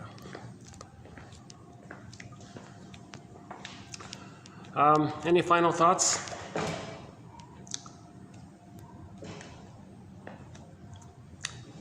Yeah, I listen to a lot of music, so yeah, I'm interested in that as well.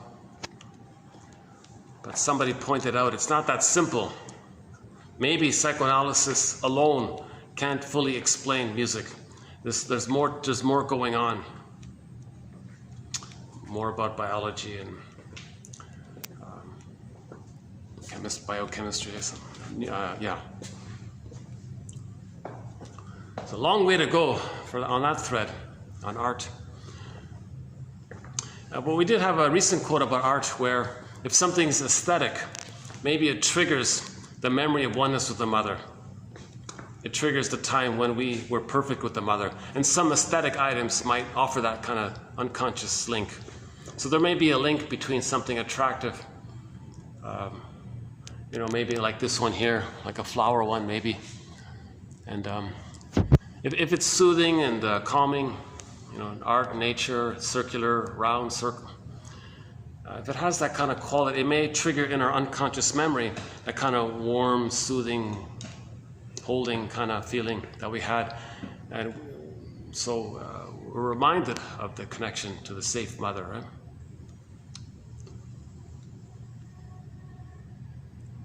So art pieces can trigger the time when we were in a perfect state, meaning we had the bliss.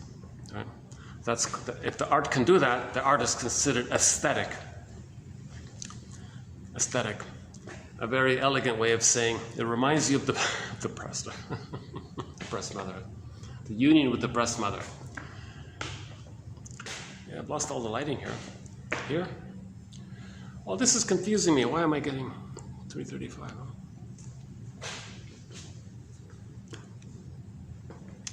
I guess this is the best lighting I'm going to get for the time being here. Unless I go out to the hallway. Yeah, let's go out to the hallway a bit. Hold on a second.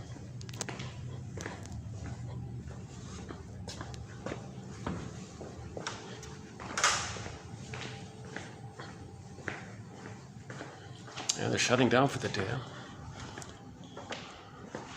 Okay, let's get. We got lots of light here. All right.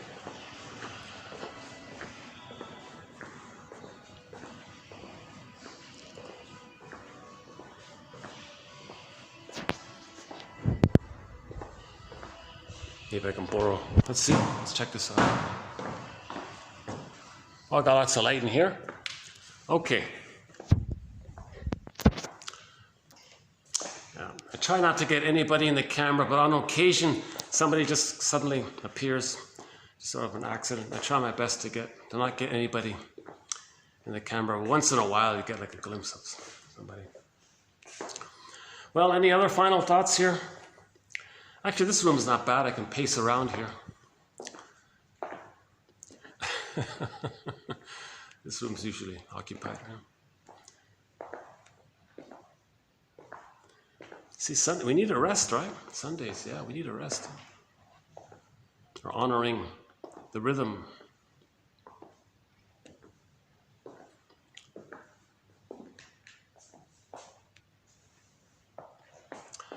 Okay, that guy's distracting me. My computer okay? Keep an eye on my computer.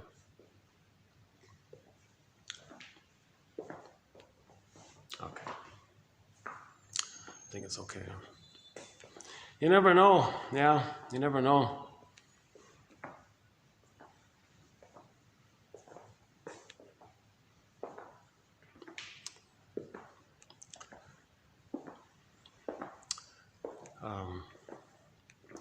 You know, we do have a thread on crime. Actually, we started a new thread on crime, a recent one. But we only have 3 quotes to the psychoanalysis of crime. One was by Edmund Burglar. He said that the criminautic, he said, unconsciously wants to get a reaction from the mother. So when they were babies, the mother was a stone mother, no reaction, no real connection, cold, could never get a response, could never get any kind of reply from the mother. Burglar thinks crime might be that, because the response afterwards, oh, mother responded. That's the psychology of the criminautic, trying to get a reaction from the mother. A reaction from the mother means there's some response, some connection to the mother. So the criminautic really had a truly empty, absent connection with the mother from an emotional point of view. So, of course they don't care, because they believe the mother didn't care for being so disconnected from them, you know. So they're angry at that. So the criminautic mechanism relates to this, according to Edmund Burglar. Undeveloped thread. We only have 3 quotes on it. Oh yeah, we have one quote. Oh, maybe make that 4. We have one quote in the musical show Nashville. One of the characters in that show Nashville, she was a wealthy lady and all that, but she was a shoplifter. She would go into the drugstore or something and always steal a lipstick or something. And the theory is, so she unconsciously associated that with the mother. The lipstick, the kiss, the tenderness, the feminine, something with the mother. She had the money. She was a billionaire or whatever, but she was a shoplifter because she wanted. Whoops. Oh, hang on. Oh, do you need this room? Hold on a second. Oh, it's okay. Do you need this room? Yeah, I can go out. I'm finished. Yeah, it's okay. Let's go over here.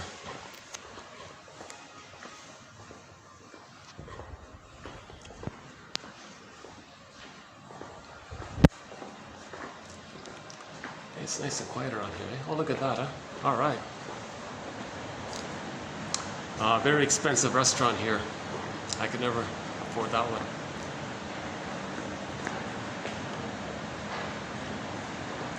Walk around.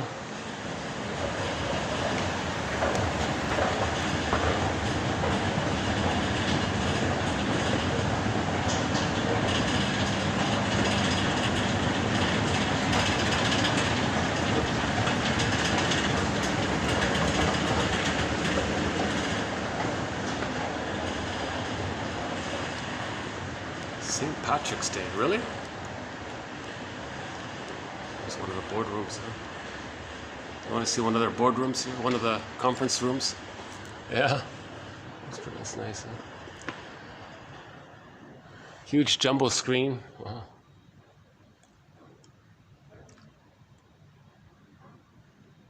Wouldn't that be great to play the comic psychoanalysis on that screen?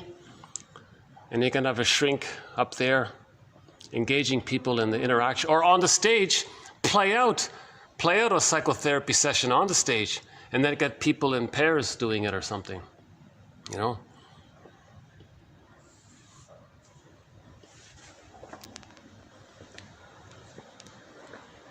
Or have a meditator up there teaching us how to feel. Maybe that yoga couple can teach us the emotional link between yoga and our feelings. Now, this is the first time it's quiet up here. I've never been up here at this time. Yeah, same place, same room, yeah. What are the psychotherapy? Can we have a psychotherapy conference in here? A psychoanalysis conference?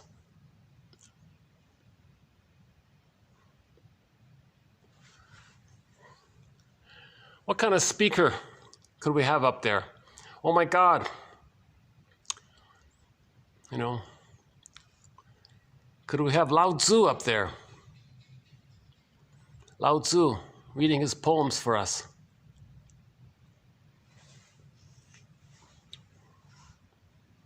I don't want a short seller there because got too many short sellers, my God. So again, the suggestion has been made on behalf of 1001 Windmills of the Mind. Prevention. To prevent envy, mothers provide the line with the baby. Mothers provide that line. That line is established when the baby can nurse right away at the birth. Okay, barring emergencies and all that, the baby's handed to the mother right away, and the baby latches and starts suckling. Then the line is there. Then the mother's attuned, and then the baby loves goodness. He can accept goodness. Okay, he won't hate goodness because he had a good experience with goodness. So then now there's no envy anymore.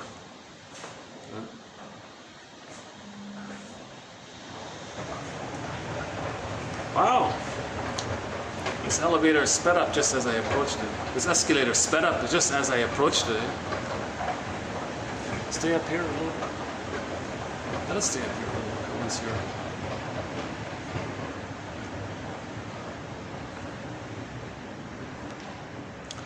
Oh, this is going to cut out soon. Am I going to get 4 hours out of this? Wow. What a funny phone. Come on, phone, make up your mind. Are you giving me 3 hours and 5 minutes, or are you going to give me 4 hours and 5 minutes? I had 2 videos that lasted 4 hours. You know, that's sort of unexpected, huh?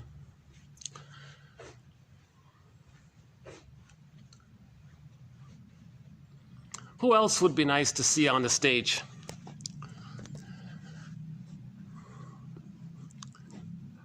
Well, I don't want anybody peddling, it's my greed or your greed, my envy, your envy. That's hate, that's prejudice, that's trauma. Okay, that's not helpful. That's really not helpful. We need someone like, Barry Grosskopf maybe, teaching us to see the two sides.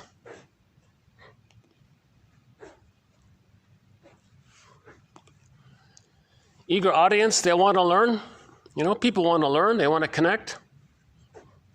But the speaker at the podium, he may exploit their unconscious for his ends, or he can use his knowledge to elevate people's healing. We need more of these conferences to be about healing. We need more healing, not more acting out, not more transference acting out. We need more healing, right? So we can promote psychoanalysis by, oh, yeah, okay, there's the pool.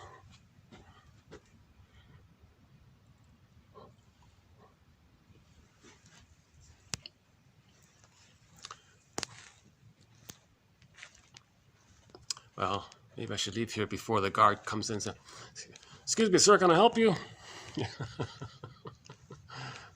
They've been very friendly. I gotta confess, there's a kind of a positive, easygoing, it's a generally friendly tone around here. This is a very popular hotel complex. I can see why it's popular. In one other hotel I went, oh boy, yeah, people were kind of serving as proxies for the intense, unhappy management or something. Okay, let's go down here.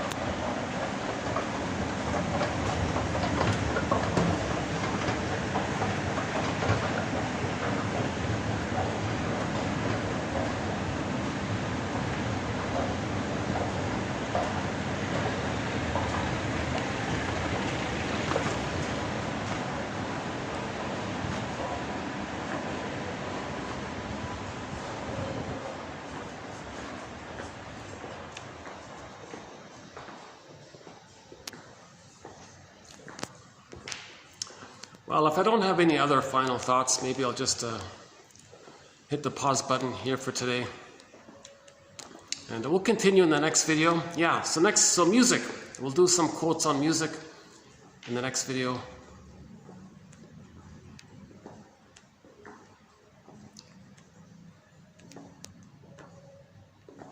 Let's love these birds, you know. The birds, the canary, canary and these birds. I share Mr. Jordan's feelings about the birds, yeah.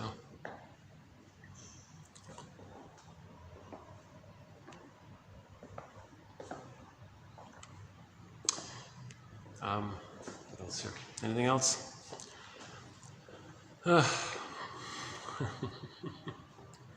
Birds. Our companion birds to 1001 Windmills of the Mind are the crow, keeper of psychological wisdom, the blue jay, the loon, the heron, beautiful birds, majestic, beautiful birds, the heron, Canada geese. That's about it for the birds, right? The blue jay, Shirley Temple, the blue bird of happiness is within. That's a metaphor for the joy within. So when joy returns to the console from the Disney movie Inside Out, joy returned. So there's the blue bird of happiness, the fluttering feeling of pleasure, right? If you're not in your body, you're not making sense. Well, joy is in the body, the serene, inexhaustible fullness of being.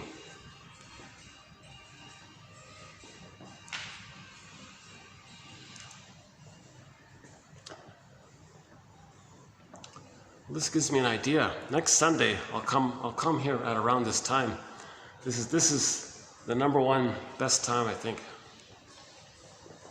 This Sunday early evening here.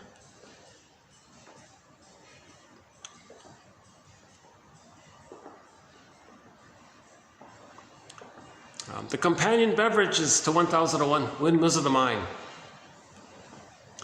Meiji Jiwu plum wine from Guangzhou. It's a plum wine. Meiji Jiwu. Did I get that right? Plum.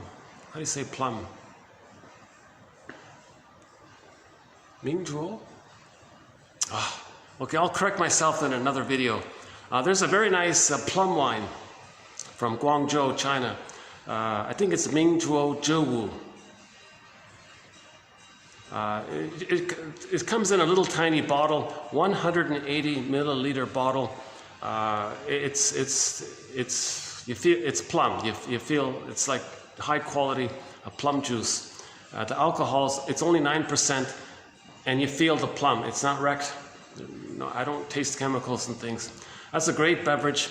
Another companion drink is from the Czech Republic, an apricot wine called Marlu Love. Very hard to find. Also not too strong and sweet and affordable. Our third one is Polliner's non-alcoholic beer called 0.0% from Munich. Also hard to find. And our fourth one, also hard to find, is Egyptian licorice mint tea by the Yogi Tea Company from Oregon, I think. But you need the three there. Egyptian licorice mint, that brand there. That's a great tea.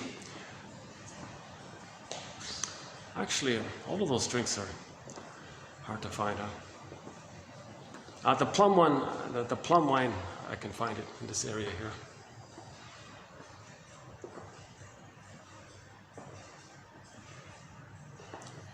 So far, we only have one companion flower at the moment. It's the lotus flower. The lotus flower is in reference to the importance of babies getting a natural childbirth called the lotus birth. The cord stays, the placenta stays. Hence the image of the lotus flower. Lotus flower on the top, got the stem, you got the pod there and the seeds. That's the placenta. The stem, that's the cord. The flower, that's the baby. That's a powerful image to emphasize the importance of giving babies a natural childbirth. Let the cord stay, leave the placenta. Yes, it looks messy. The placenta can be put, when it comes out on its own accord, it can be put in a bowl. It can sit beside the mother. Okay, you can cover the cord in the bowl with a sheet or something. Give the baby a day or two to make the transition. You know, let him feel safe. He grew up with that cord and the placenta. That was his first object. That was his first lifeline connection. Give him a chance to, don't just suddenly a birth shock trauma, remove it. Oh my God, there's too much, this birth trauma, a huge betrayal. Now a lot of these birth traumas, they're going to cause, that's going to lead to stunted development. They can't really progress properly if they're too frozen to resume development. So another, we mentioned Route 66 already. Another quote from Route 66 was, how do we regain our self-esteem after a start like that? Doctor holds you up and slaps you on the behind and shocks the baby like that. That's the work. How do we regain our self-esteem after a start like that about birth trauma? A lot of these old shows, they were psychologically minded, you know. The Fugitive, starring David Jansen. In one episode, the tagline was, David Jansen is a fugitive from the justice he seeks. Okay, borrow that for the baby. The baby is an emotional fugitive from the love that he seeks. He's running away from the love that he's seeking. Okay, that's in reference to the huge double bind that the baby's in. Baby's in a huge double bind. He can only turn to his mother for his attachment needs, but she's the source of pain. Huge double bind. Doesn't attach, he won't make it. If he attaches, he's in immense pain. Okay, so he attaches, but he makes a massive compromise in his mind. Deep psychological imprints, deep memories of the interaction between him and his first environment. The mother is the first environment. He creates a map in his mind of the first environment, and if it's very pained, he's going to go through life from that reference point of his experience of the first environment. Humans adapt to their environments. The baby's first environment is the breast. Object relations theory, the study of the internalization of interpersonal relationships.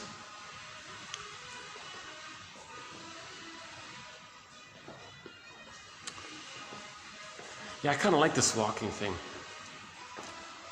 Last summer, I did 17 videos on the shoreline. Unfortunately, they're lost, those videos. The quotes are protected, thank goodness. But all of my commentary from May to August of 2022 were lost. And we did a lot of self-help exercises. And I'm still, to this moment, I'm still trying to reclaim some of that old commentary.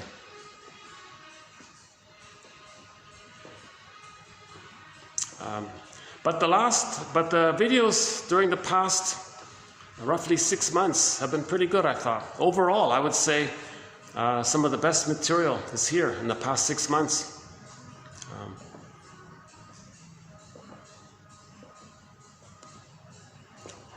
So, oops. Okay, maybe some stuff or something.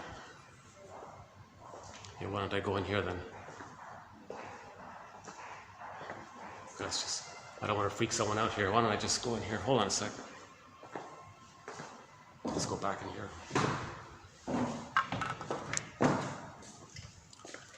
Still recording, eh? Wow, 3:50, so what, 5 minutes left? The reason I keep the thing recording, because once in a while, unexpectedly, at the last minute, there's like a doorknob moment. I'll have a good comment at the very end, just when I thought it was over. So that's why, one of the reasons I keep it going. But sometimes not.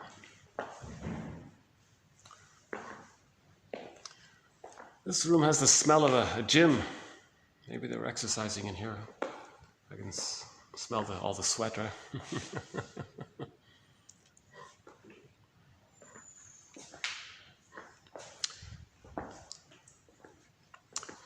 Yeah, sweat, a sign of anxiety, apparently.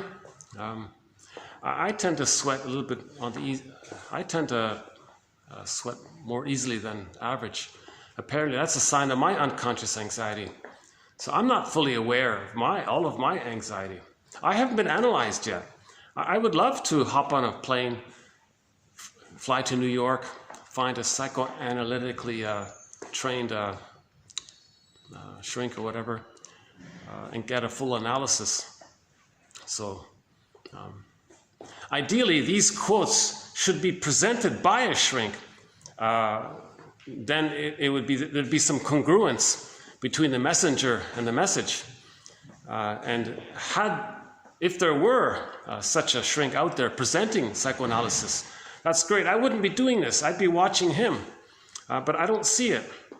So I thought, oh my God, these quotes, we got to talk about them. So I'll take the embarrassment, I guess. But don't judge these quotes by me. I'm not an analyst. I haven't been analyzed, right? So focus on the quotes. So again, click the more link, the see more link, and read the quotes for yourself and follow Robert Bly's advice. Read psychology every day for 10 minutes. Forgive psychology for its jargon. Just forgive it, he says.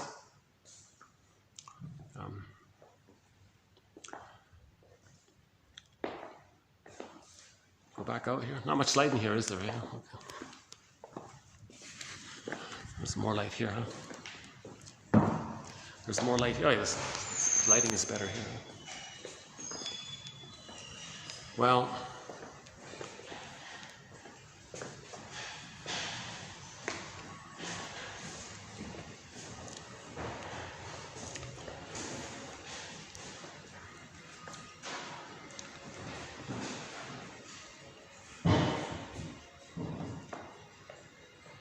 see these round tables, they're like a wheel, right?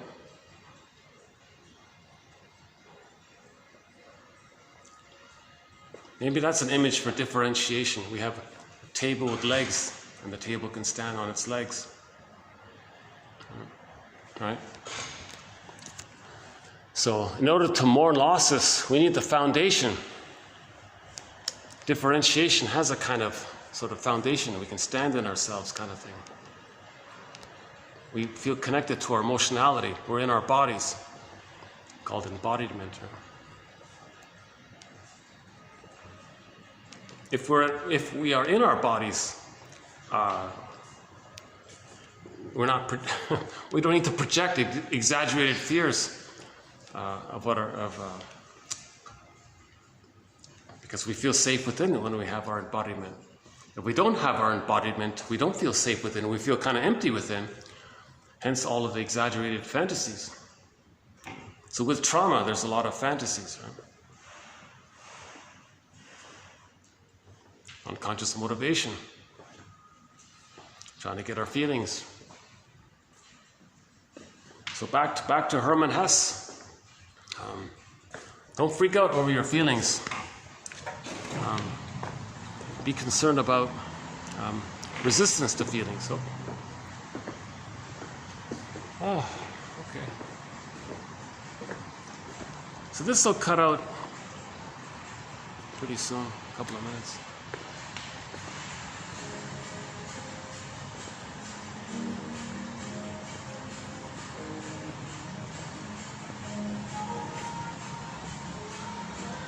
How about here? How's the lighting here?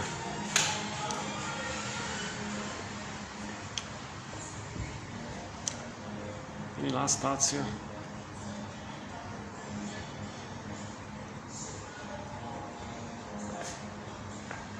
There's a difference between solitude and loneliness, right? Solitude is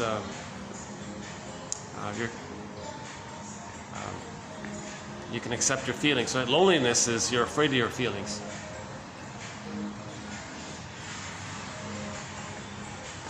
Something like that, right? And isn't there a famous quote that said all of the problems we have is because people can't sit alone quietly in a room for 10 minutes by themselves or something? Yeah, we should maybe have a thread on solitude. Why don't we have a thread on that one? Meditation.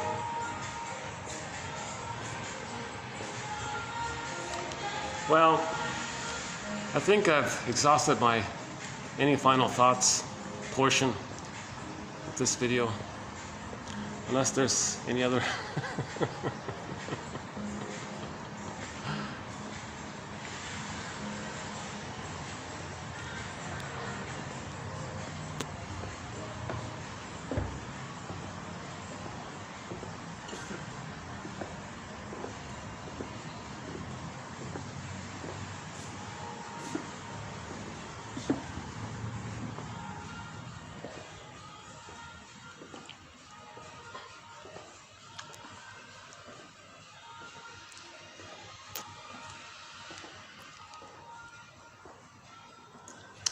Hotel travel. Yeah, somebody said there's a difference between being a true traveler and a tourist, right? A true traveler refers to self-discovery, and a tourist, they carry their home with them in their suitcases. They're not really traveling if they carry so many items from home. A traveler is maybe a little more lighter kind of thing. So that's the story of the Odyssey. The travails of the traveler reveal the traveler to himself. Oh my God, that's one of the first quotes to 1001 Windmills of the Mind. Now that might be is that the very first quote? Oh my God.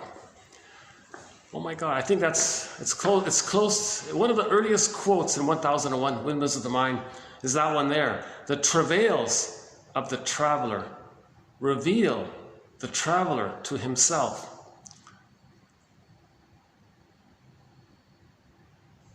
Right? You're willing to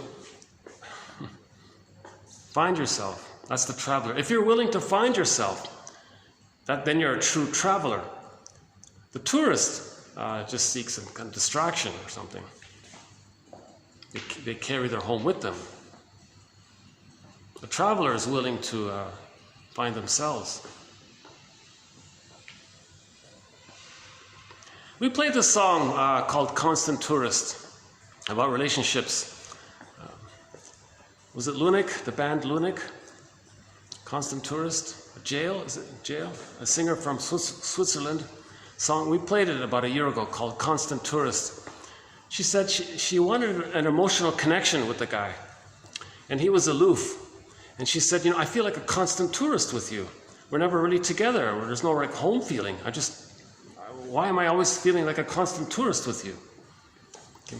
Well, that could be a replay. It must be something psychological. Maybe the parent was emotionally unavailable, and the baby felt like a constant tourist to the baby, to the mother, right? An emotional fugitive. So some babies maybe feel like a kind of tourist with their mothers, emotional tourists. Where's home? Where's their home? The mother should be the home for them. They need that experience of home in the beginning so they can have an inner home. No baby should feel like that they're not at home with their mothers. All babies need home, called the stage of symbiosis, the mother-infant dual unity, oneness with the mother. They need that to find their home. If we lose our home in trauma, we go on this second journey in midlife to find our home. We're looking for our inner home. We're looking for Ithaca, our sense of embodiment, our soul castle.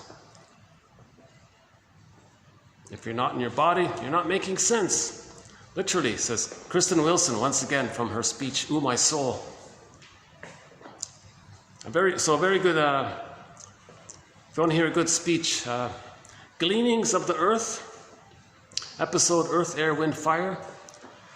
And in that 30-minute radio episode, there's maybe about halfway through, there's a speech called "Ooh, my soul."